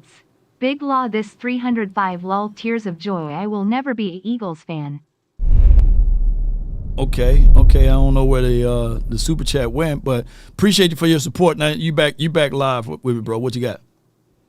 Yeah, so with that being said, and I guess there's a follow-up question. So is it safe to say that both father and son is on board with this hire?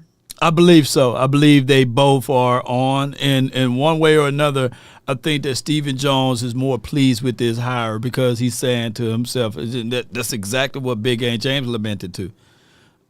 Hey, look at this. This is the guy we should have hired last season, right?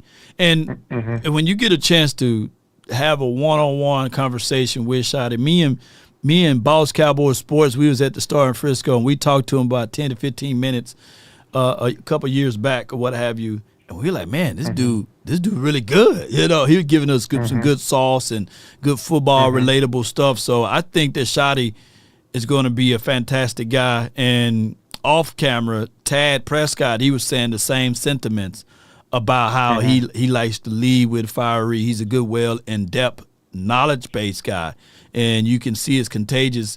Osa said just yesterday that he's willing to run through a wall for Shotty, and he's on the other end. So that goes to tell me that at least he got the players' attention. Yes. So with that being said, that's the thing that I'm really, really focusing on. I mean, I think it's safe to say the Cowboys has always been, pretty well at getting players, right? But I think, over the last couple of years, obviously, like you said, in regards to, with our last coach that we had,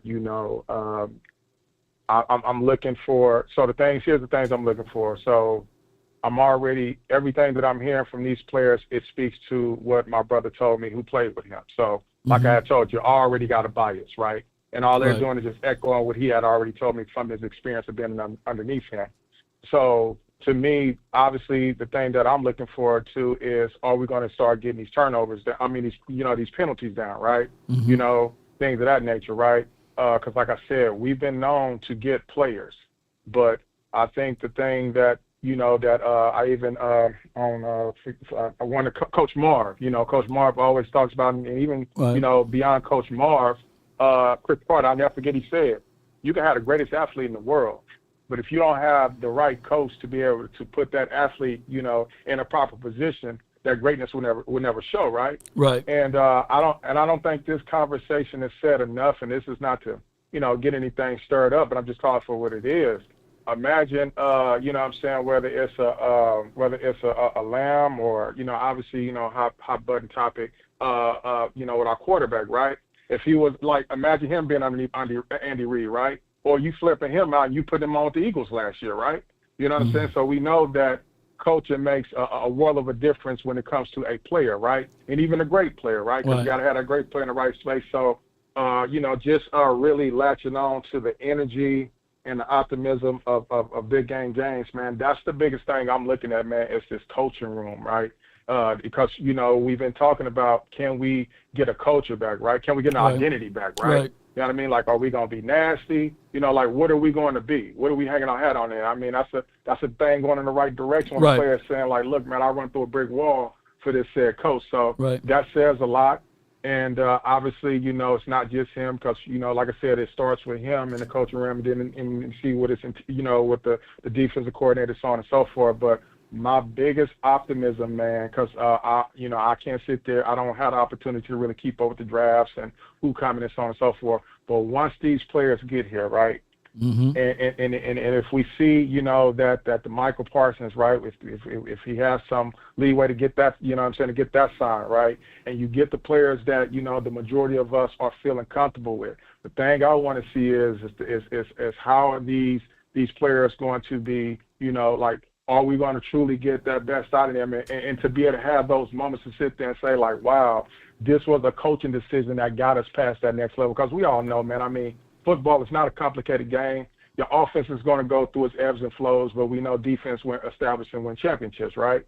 So we want to see those moments where the offense is not clicking right, but that defense is able, keep us in. I agree with what your brother said on the show. Look, we understand that because this is his first year, there's going to be growing pains, right? We can't be naive to that. Right. But it's the way we go out there, right? It's the way you win or you lose, right? And how you deal with the adversity. And like Big Game James said, if you go out here and you make it and you really make some moves, man, and for the football intellectuals, you know what I'm saying, the men and women who really understand the X's and O's, if you go out there and you really, put an effort to get those said players, and if it don't necessarily work out this year, hey, we fine with that, because at least we know that you're absolutely doing something different than you never did before, and you're really showing us that you had an aptitude to really change. Because once again, and I'm gonna land this plane on my end. We understand that Shotty is going to need time, right? Right. He has to. It's just natural, because I remember, I believe sometime last year I'd asked you how long does it take a defensive coordinator to develop. You said typically about 3 years. Is that the same thing with the offense, with the head coach as well too? Does that still fall under that same type of mentality, about 2 to 3 years type of aspect? Yeah, it took Jimmy Johnson 2 or 3 years to get his program up and running. And for everybody to be on the same page. The only thing is now is that we are in the need to be. I want my team to win now because of what our contemporaries doing to Washington. Yes. They turned it around just last season. And you looking at the Eagles. How many years Sirianni been there? He been to the Super Bowl twice, right? And they've been into playoff every year. At the end of the day, we can't be playing with our food no more, right? We can't we can't be playing around with our food no more. So yeah, and I agree with that, right? And this is why, on the other end, right? Okay, so let's speak to the optimism side of it, right? Because he has familiarity, with this organization, right? That could bode to, potentially his first year coming in and moving deep, right? So that is possible, right? So we don't want to exclude anything out, but it's all about, who we're going to bring in, how this thing is going to be coached. It's the biggest thing I'm looking at, man. And I mean, look, man, we just to get the penalties down, right? That's moving in the right direction, right? And obviously, the running game and so on and so forth. But that's my time, man. Rolling with QC $19.99. What's up, Law? I believe we should draft Tech with the 12th and go get a Judkins or Hampton in the second. And with the third, grab a LB or a DT. Keep this thing going. And to the sisters as well, too, because there's some excellent sister that's out there putting in some great content as well. So salute to you all. Peace and blessings as always, my brother. Peace and blessings, man, from the 510. Nathaniel Cowboys. Appreciate him. We got 2 super chats while he was on the horn, man, and I really appreciate you. Rolling with QC, and we're going to read that one, and then we're going to get back around to that other one that's absent for some strange reason. He states, what's up, Law? I believe we should draft Tech or T-Mac with the 12th pick and go get Judkins or Hampton in the second. And with the third, grab the linebacker or DT. I agree. And Demetrius also states that that's me, Law, from the 305, DJ. What with the 1999 donation, I would never be an Eagle fan or a Dolphin fan. Trade Parsons quick while he's hot. I said this before, and I said it again, and I said it around TP. I think my guy could have edited it out. I don't know. But I said that if Parsons is still not signed, and I said this the other day on the Final Word, if he's not signed by draft time for your mind, I said it on the Collective, that he could be at play on trade day situation, on draft day situation. But I don't want that future. I think that we can continue to build around him. You get more out of him than without him. That's how I'm looking at it, man. And I know people are fed up with Parsons, but it's equivalent to people being fed up with DeMarcus Ware when he was here. Right? People said he never showed up in postseason games, and now all you look around and you see D where he got a gold jacket on and he got a Super Bowl ring, right? So I don't want us to just overanalyze Michael Parsons and what he do and all of this stuff. it's better to have them inside versus outside. And old folks say this. I know you don't like the sayings, but I'd rather have them inside the tent pissing out versus outside the tent pissing in. So I don't want to get pissed on, man. And let's keep Parsons. Let's continue to build around him. And let's get those things going, those parameters going for us. And I thank you so much for your support in your super chat. Yeah. So, and then, of course, people saying this is not fantasy football. But to echo what I was saying about Osa, let's listen to it. Face is saying, no, we have the guy we want. We have the guy we want. The team, the locker room loves Shotty, and I think that's part of where it starts. I believe he's a smart guy, and just the person that he is. He's a good dude, Called me afterwards. Really? Said congratulations. Me and my family went to dinner. He found out where we went to dinner at, and he sent me a little gift too. Just the kind of care that he has for us, and it's the kind of coach that you can run through a wall for. What did he say? Yeah. Boy, she grinning. She grinning and skinning. She getting nosy. What did he say? What's his phone number, by the way? She trying to holler. Shout out to Kay Adams, man. I'm just joking with her. Good person, good media personality as well. All right, with that being said, I got my guy from the 469, you're live, and then we got No Clone Tyrone from the 202. But 469, what's on your mind? Good afternoon, Law, man. Hope you're having a great afternoon. Many blessings to you and your family, and many blessings to all Cowboys Nation. And for all MFFLs out there like myself, rough season, and hey, Cowboys ain't the worst GM anymore. So that's all I have to say about that, real quickly. But let me say this about the upcoming draft and the topics and everything. I know you have mentioned this name, and I think you would agree, because looking at the talent that's what's available, I think I'm willing to trade that first-round pick for this player, and that'll be DK Metcalf. I think if Cowboys were to hit a home run, you would trade if you can. I'm playing fantasy football, or my little trade thing if it's possible. But I would trade the 12th pick and maybe a 5th round with a player such as Diggs, because we have been shopping Diggs for a while, and we received DK Metcalf. We paid part of his salary. Seahawks can dump their contract on us, but I just feel he fits the role perfectly of what, like you said, Cowboys game plan. You got a run blocker, physical, red zone threat. CD, can play in the slot where he kills people. I mean, I think it's a win-win. What do you think, Law?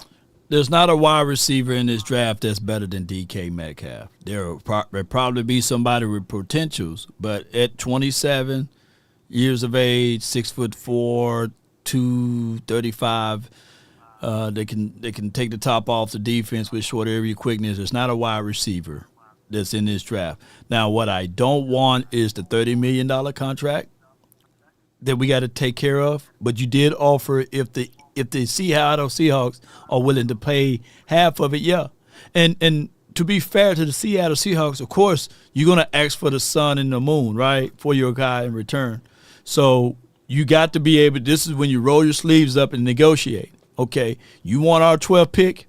Well, we'll give you our 12th pick, but let's swap picks. You know what I'm saying? You just move up basically, and we'll work out something down the stretch. Or you want a first and a third? Well, we give you this year first, next year's third, because I got to make sure that I get a running back this season. You see what I'm saying? Or let's swap. We'll swap our positionings in the third round. You got to start willing and dealing. You just can't see an offer and then not be willing to pick up the phone to negotiate. So I will, if I'm the Cowboys, I'm at least calling the Eagles, not the Eagles, but the Seattle Seahawks on DK Metcalf to see if they got any wiggle room to negotiate that. And of course, I'm seeing more of this like more of a 1-year rental, because I don't know if we'll pay him after the season, right? But if you're in win now mode, as Cowboys say, right, I think that's a home run for that. Like, hey, we are still getting players out here that can fit our system. show has talent. DK Metcalf ain't no sleeper, man. He's a wide receiver #1 in my opinion. I mean, I have him in my fantasy at times, and he puts up numbers, so can't complain. But that's basically my thing, man. If you really want to add players like our division rival, the Eagles, how they got Barkley on like kind of like a 1-year rental, and then they extended him after this, winning the Super Bowl, of course, right? But I just feel like, hey, you got to add these type of players if you're in win now mode. And my last Beans log, I'll give you 2 players in the draft. Cowboys always fall in love with corners that has played wide receivers before. So I'll give you 2 names, and both of these names have wide receiver backgrounds, and good size and play physical. Darian Porter, 6'4" from Iowa State, special teams mostly, but he can play the role. He's young of age, and I can't pronounce the first name, so I'll let you look it up. But I'm gonna just say A. Thomas, 6'2" from Florida State. Man, you talk about those two. Those are two are dogs and corners you got to look into, dog. And that's all I got, Law. Peace. No doubt, man. Good call from my guy, man. Always delivering good stuff, man. And I think Thomas is the brother of Wanye. So, I like cornerbacks, and let's go get them, man. Will Johnson, Trey Amos, Maxwell, he's pretty good. Revel is pretty good. Darian Porter is what he's mentioning, right, from Iowa. And Thomas, he's up there in the charts there.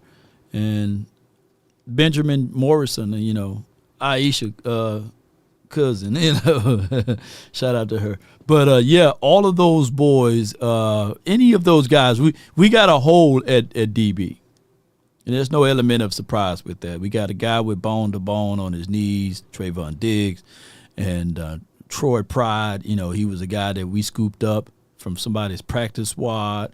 And Josh Butler, he got a good recovery time frame, but he's not ready yet. And Carson's, when passer rating when targeted, was over 125, right? And he had over 8 missed tackles, and he had a whole bunch of horrid things that's on his resume as far as tackling and a whole bunch of other stuff. So if he can have a quick turnaround, maybe that will work out for us. But I got reservations as it relates to our DBs. I like Izzy, but he been playing more free safety than he been actually playing cornerback. So it's we're gonna have to figure out a way to get that in the free agency. So when we go into the draft, that we don't overdraft for a DB, basically. I got my guy, man, no clone, Tyrone, that's in the building, man, from the 202, man. What's good with you, bro? Hey, what's going on, Law, man? Shout out to what you did on the final word, you and Boss Cowboy and, OC. But I wanted to, I got some good stuff for today, man. It's just a thought. I was thinking that, what if we cut Jalen Tolbert, get rid of him, and or trade him, use some trading bait, and we can get both, because Big Game James. That's one thing Big Game James said on the final word. He said something about what's his name, Shanahan, not Shanahan. What's his name? Shanahan. Dang, I'm smacked. I ain't even gonna lie, got like on some high shit right now. But, just send something my way, man. Yeah. It's puff pass, man. yeah. But with that, man, said, Tolbert did have 8 touchdowns last season. My problem is with him is that he would give you like, oh wow, look at that guy, and then he'll disappear. Like you don't get hit in the gonads like he did in that Steelers game, right? And then come right back at the next play, catch a touchdown for the game winner. And against those DBs, they had some good DBs on the Steelers. They had one guy with 7 INTs this past season. So they were pretty good in defensive back category. My thing is with him is consistency. So I'm not going to throw him out too quickly. Will I like somebody else other than Tolbert? Yeah, but I'm not going to just cut him and get nothing back in return. Nah, I got my thought process together now. This is what I wanted to say. All right, what if we cut, like I said, we cut Tolbert and then pick up because Wichita don't want no real big money. What's his name? The dude from the Jets. Devontae Adams or Garrett Wilson? Devontae. Yeah, no, Devontae Adams. You get Devontae Adams, and we cut Jalen Tolbert. We get because why are you so gung ho on cutting him though? The reason why I'm saying that is because he ain't like we want to win. It's like you said, we want to win now. We can't win and we ain't gonna win. Jalen Tolbert ain't scaring nobody in this league. Let's be real about it. He ain't really, he did what he did, but he ain't it. Let's be real. So I was thinking like this, and it's just an idea, and I'm just shooting this idea to Jerry and them because ultimately it's up to them. But they can cut Jalen Tolbert, pick up Devontae Adams' contract, trade for DK Metcalf, and move some more money around it and get Parsons paid. For everybody that's saying they don't want Parsons on this team, I don't know what y'all smoking. I ain't smoking. They ain't smoking what you smoking, huh? Hell to nah, maybe they on them gummies, man. They on them gummies over there, man. That body high. Parsons, all we need to do is just build around Parsons. That's it. Parsons, he's gonna be Parsons. He's young. We get a veteran near him, a big nasty boy in the middle that's gonna free him up to do what he do, and we good. You know what I mean? Like, the way I see Jerry moving, he ain't talking much, and that's the point I wanted to make. They like the coach. Both of them is on board with the coach, so that's a good sign for us right now. Right now, it look good because they both on point with the coach. Yeah. I feel like they gonna sign Parsons. I don't think they're not gonna sign Parsons. But everybody is saying that they don't want Parsons on this team. They need to trade him. That's stupid. If we gonna trade somebody, let's trade somebody like a Jalen Tolbert. Get rid of him, and we can make this team a little better. Like, this team is getting, from what I see, the team is starting to look good. Not on paper, but it's I feel like Parsons campaign to take low money. That right there, Jerry you can't pass that up. The boy want to be on this team. That's not the answer to get rid of Parsons. That's basically what I wanted to say. That ain't the answer. No doubt, man. I appreciate for calling in, man. Go grab you something to eat, man. It's going to feel good, man. I already know, bro. Appreciate you, bro. That's my guy, man. Yes, indeed. That's my guy, No Clone, Tyrone, man. Hey, the great calls today, man. Goodbye.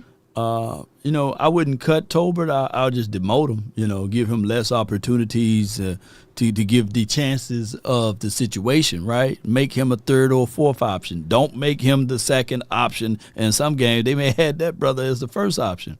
Right now, he counts. You don't even want to see what he counts against the cap, so it really don't make any sense. A 0.55 against the cap for this season. So he really not a situation whereas you would say, all right, cool, he's going to be this and that, He ain't the problem there. He must be on the body high, Demetrius, man, what's good, man, with your DJ from the 305, right? So are you renting Metcalf, or are you going to extensions, or are you going to do an extension because with a wide receiver market, he's going to be asking for his money. According to him and his agent, I think Tom Condon is his agent, by the way. Let me make sure. DK Metcalf, hold on. Let me see who his agent is. But I think that he wants 30 APY. That's what he wants. He wants a contract similar to Brandon Ayuk, a little bit north of Smitty, So that's a real good thing, man. I'm not trying to dog him, on what he's asking for. Everybody got an asking price, right? But let's see what the market is rendering. But you still got to do your due diligence. You got to get on the phone, got to give him a call, Tory Dandy is his agent from CAA. So Tory Dandy is his agent. I wouldn't do a 1 year deal. I would go ahead, somebody of that kind of caliber of player, I'll go ahead and parlay it over to a 4 year. I'm not trying to play around with it. 1 year is just going to be too excruciating. He's going to want too much money for a 1 year deal. I'll go ahead and spread it out. The Eagles got away with it because of the running back total hit. It's not that high. Running back total hit was like 16, 17 million. That's a whole lot different than a 1 year of 30. So you spread that year out by going with a 4 or 5 year deal, put some avoidable years at the end of it. He is of the age of 27. It's not like he's 31 or 32. And you do that favor. If it don't work, then you trade him. You know what I'm saying? You at least have tradability with him. But if you put him on a 1 year and then he plays pretty well, that's going to drive up the market or the price on him even higher. So it's going to creates too much of nuances that I don't want to get into. And you can avoid all of that by just going ahead and showing good faith and saying, hey, I agree with your resume previously, and this is what I have to offer. Take it or leave it, right? And 9 times out of 10, you selling the fact that you're in Dallas. You selling the fact that there's no income, no state taxes here and all of that crap, So that's what I would do. But, it's fantasy talk at this point because I don't think that the Cowboys will be willing to pay DK Metcalf or reach out to him. They still going by the old school way, whereas, hey, they people got to reach out to us first, right? But what you try to do, and the Eagles, I hate to bring y'all up, you want that. You want to have 2 number ones out there, and a good running back. You want that, and that's right. I am awake. That's luxury stuff. You got a AJ, you got Smitty, right? But Smitty was homegrown. AJ was an outside kid. Well, we got our homegrown guy, CD, who's better than Smitty. Let's bring in an outside kid like DK. Right. But, it's always a pleasure, man, talking to you all. Can't wait to see y'all out tomorrow at the Playmakers, man, for his birthday bash party celebration for those who can make it. Let's continue to grind and shine. I saw your point, Dexter. You was trying to get in on the line, but I got to run, man, and get things going. We got a show tonight at 6 o'clock. There will be some small clips shooting throughout the ethos here, as my guy would say. On top of that, if you're part of the membership squad, we will have the full raw and uncut version of what we talked about this week with Tad Prescott and beyond. I say history would tell you otherwise. And she'll be a little snippet. This will be released on the uncut version for the members only tonight. So if you're part of the membership squad, you will have access to this. No, I saw that. And I saw it's supposed to free up what I think if they. And we'll get that going. Matter of fact, Splash brother done donated a whole bunch of stuff for us. They better do it before TJ. Yeah, it would offer like 71 in cap or something like that. Cause TJ about to get his new contract. They got 20 mil in dead money that's getting thrown away. Come on with it, exactly. Yo. Even if you post you one, Zach Martin, you got 21 mil in dead money. Because you got a void year. Finna do that now. You still got a void year with DeMarcus Lawrence you're paying. You got, Zach Martin money. So you still got $20 million in dead money. So some of that's probably freeing that up to pay that. Then you got to sign your free agent, your rookies. What I look like in the frame over there on that one. But I wouldn't be surprised if we get some of those magic. Look good. Eberflus. Members only. Do I need to fix this? I got the best PR on the planet. Sounds of soft souls. You're going to have to get a mic check, though. You have to put your headphones on because I ain't found out. I didn't have an extra plug, so you ain't got to worry about it. Boy, let me fix that microphone stand for you, though. Let's see. Because TJ Watt, we got to get Dak, not Dak, but Micah paid before TJ.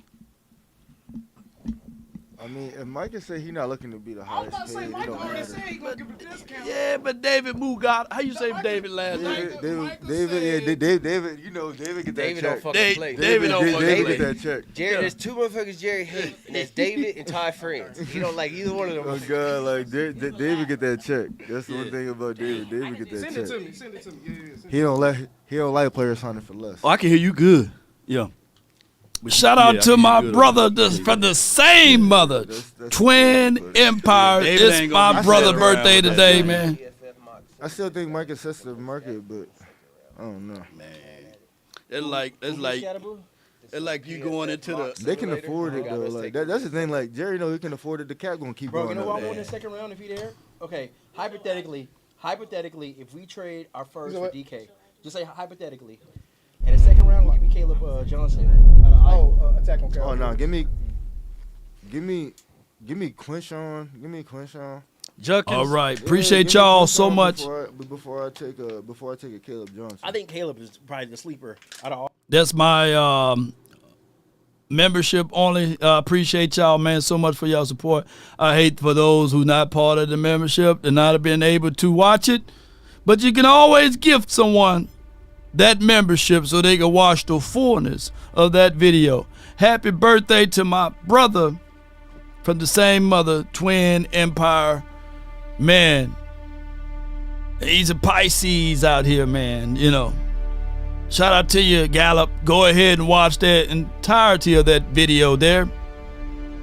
And if you're part of the Patreon and beyond, you'll be able to watch it. It'll be there as well. Cowboy Nation,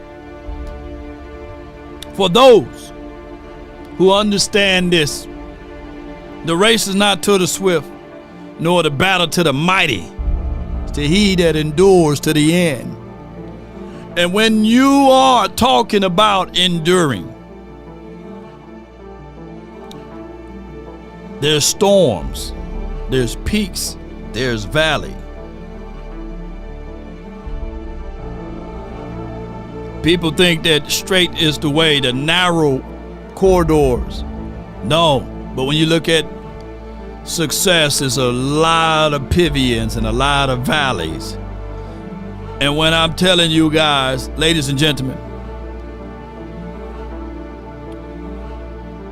those who didn't retreat, those who didn't turn their back on the nation, those who stood 10 toes down, when it's time for us on one of these great moments to lift up that Lombardi trophy, knowing that we didn't sway, we didn't pivot, we didn't move out the way, that we stood tall or not at all. It's a great feeling. Ain't this right, Lisa? I know you witnessed some Super Bowls. Ain't this right, Twin Empire? I know you seen me witness my Cowboys win them Super Bowls, even on your birthday, you know. And I wouldn't turn that away for nothing in this world. And Lisa, you gonna be at the Playmakers tomorrow, right? It's Michael Irvin's birthday.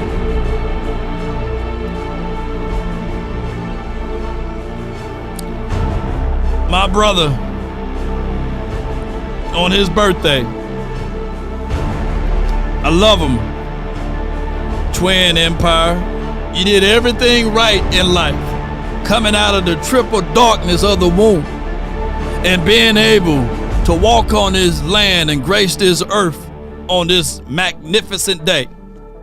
You did all of those things right, but you only did one damn thing wrong, you know. And that is liking those 40 whiners, even on your glorious birthday, you know. But I'm going to tell you, it's never too late for you to do the right thing like Spike Lee, to turn in that bang bang Nana gang stuff and put those things down and lay that to rest and join the best.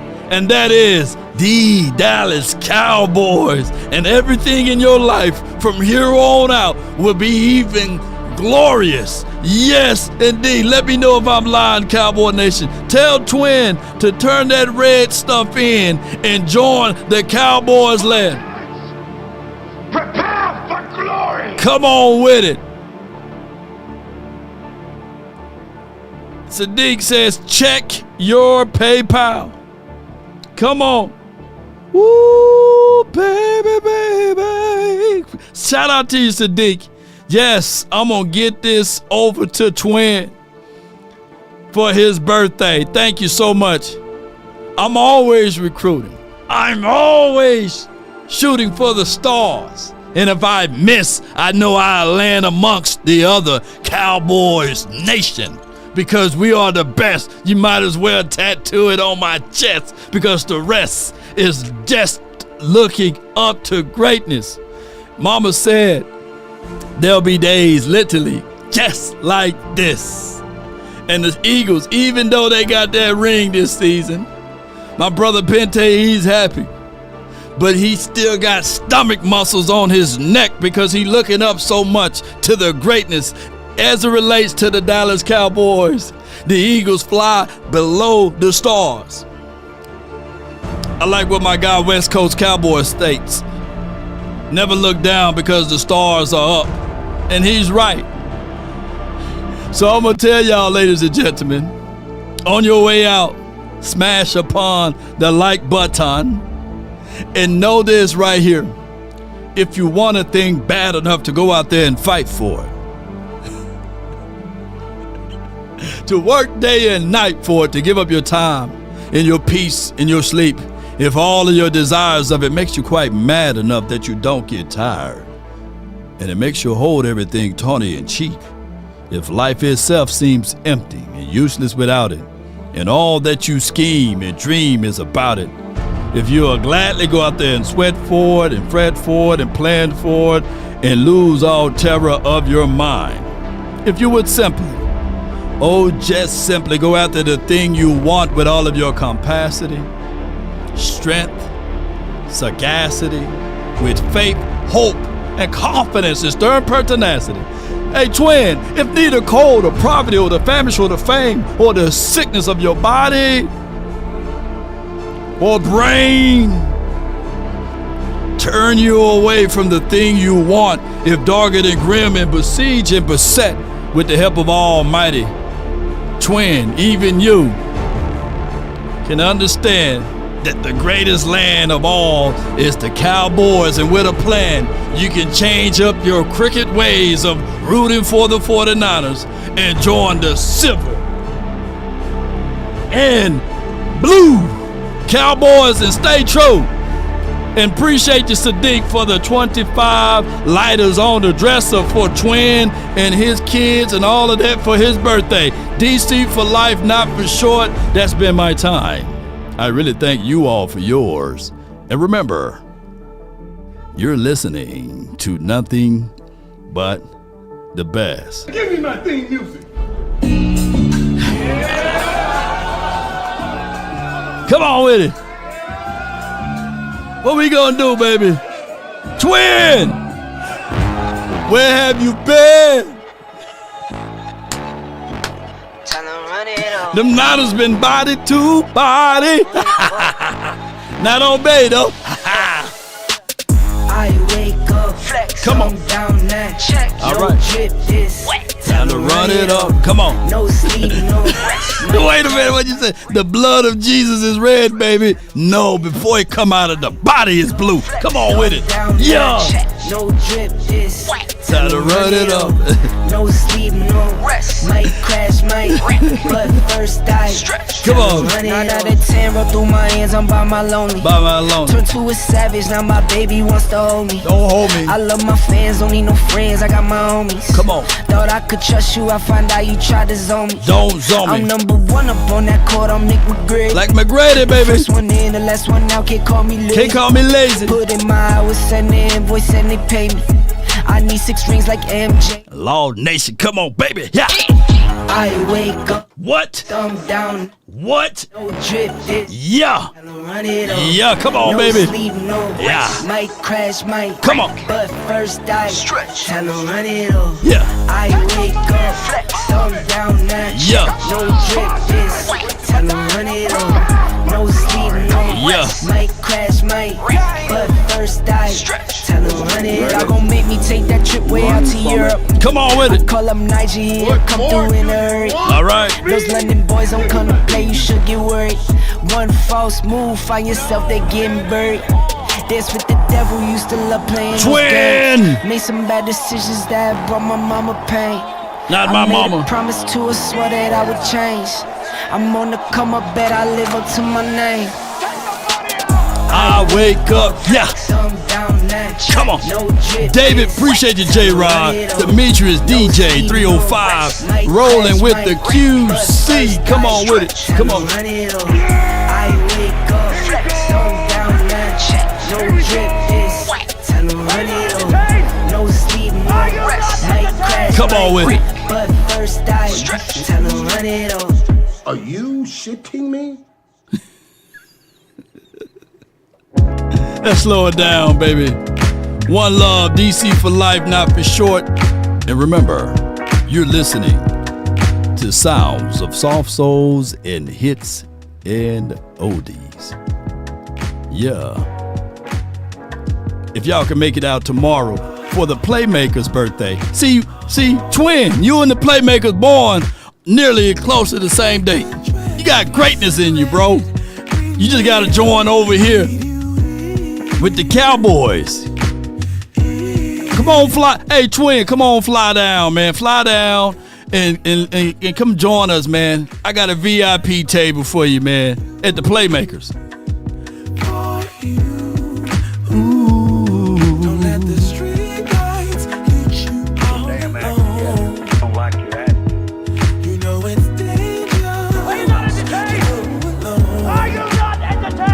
Come on. Don't let the street lights teach you. Are you play a tune? Sheep. Whoa. Wrong song. Swallows. Come on with it. Knock the rings off of it. Come on. Play a tune. Let's get it.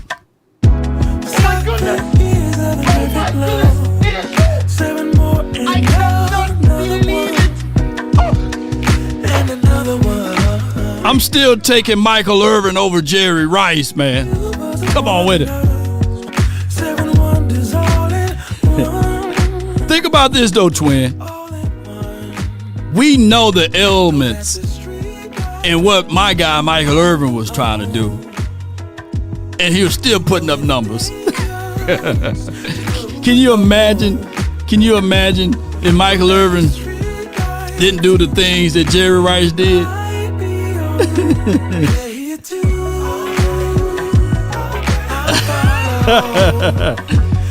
Wherever you go, whatever you do, play a tune. Emotional, damn it. If a paper crane can fly. Michael Irvin played about 4 or 5 games on Sunday. Come on, man. Jerry Rice got caught cheating. He had them stickum gloves on. Let me crack your cranium and fertilize your brain.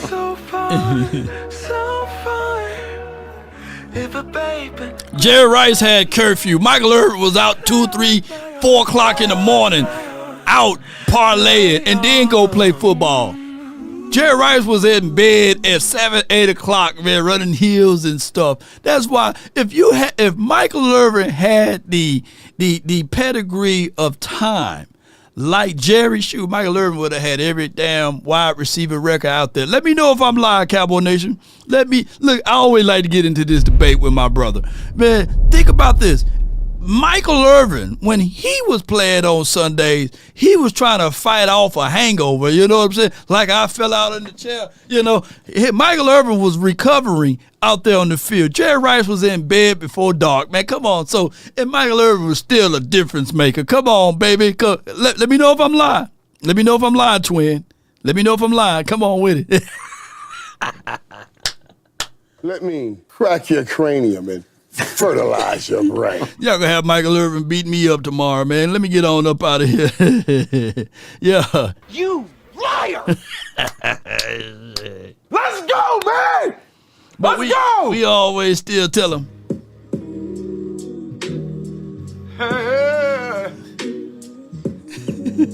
Ain't nobody he was using HGH, bro.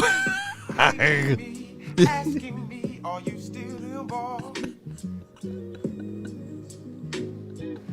Calling me, texting me, paging me, asking me, am I still involved? Dear Atlas Spray. It's touchdown, baby. Hey, bro, come on now, dog. Come on, man. I'm still. Jerry Rice played for about 100 years. Hey, who remember Jerry Rice? We had them braids. He had the Stephen A. Smith hairline, and then he had them braided to the back. Shout out to man. Come on with it. Hey, I'm getting on up out of here, y'all. One love, man. And shout out to Frenkel and Frenkel Personal Injury Lawyers, man, for sponsoring this show today. I know I go live, I go long, but yeah, come on with it. We were doing something with this. Until next time, DC for life, not for short. Let's get on up out of here. One love. Peace. Come on now, bro. Hey, bro, come on now, dog. Come on, man.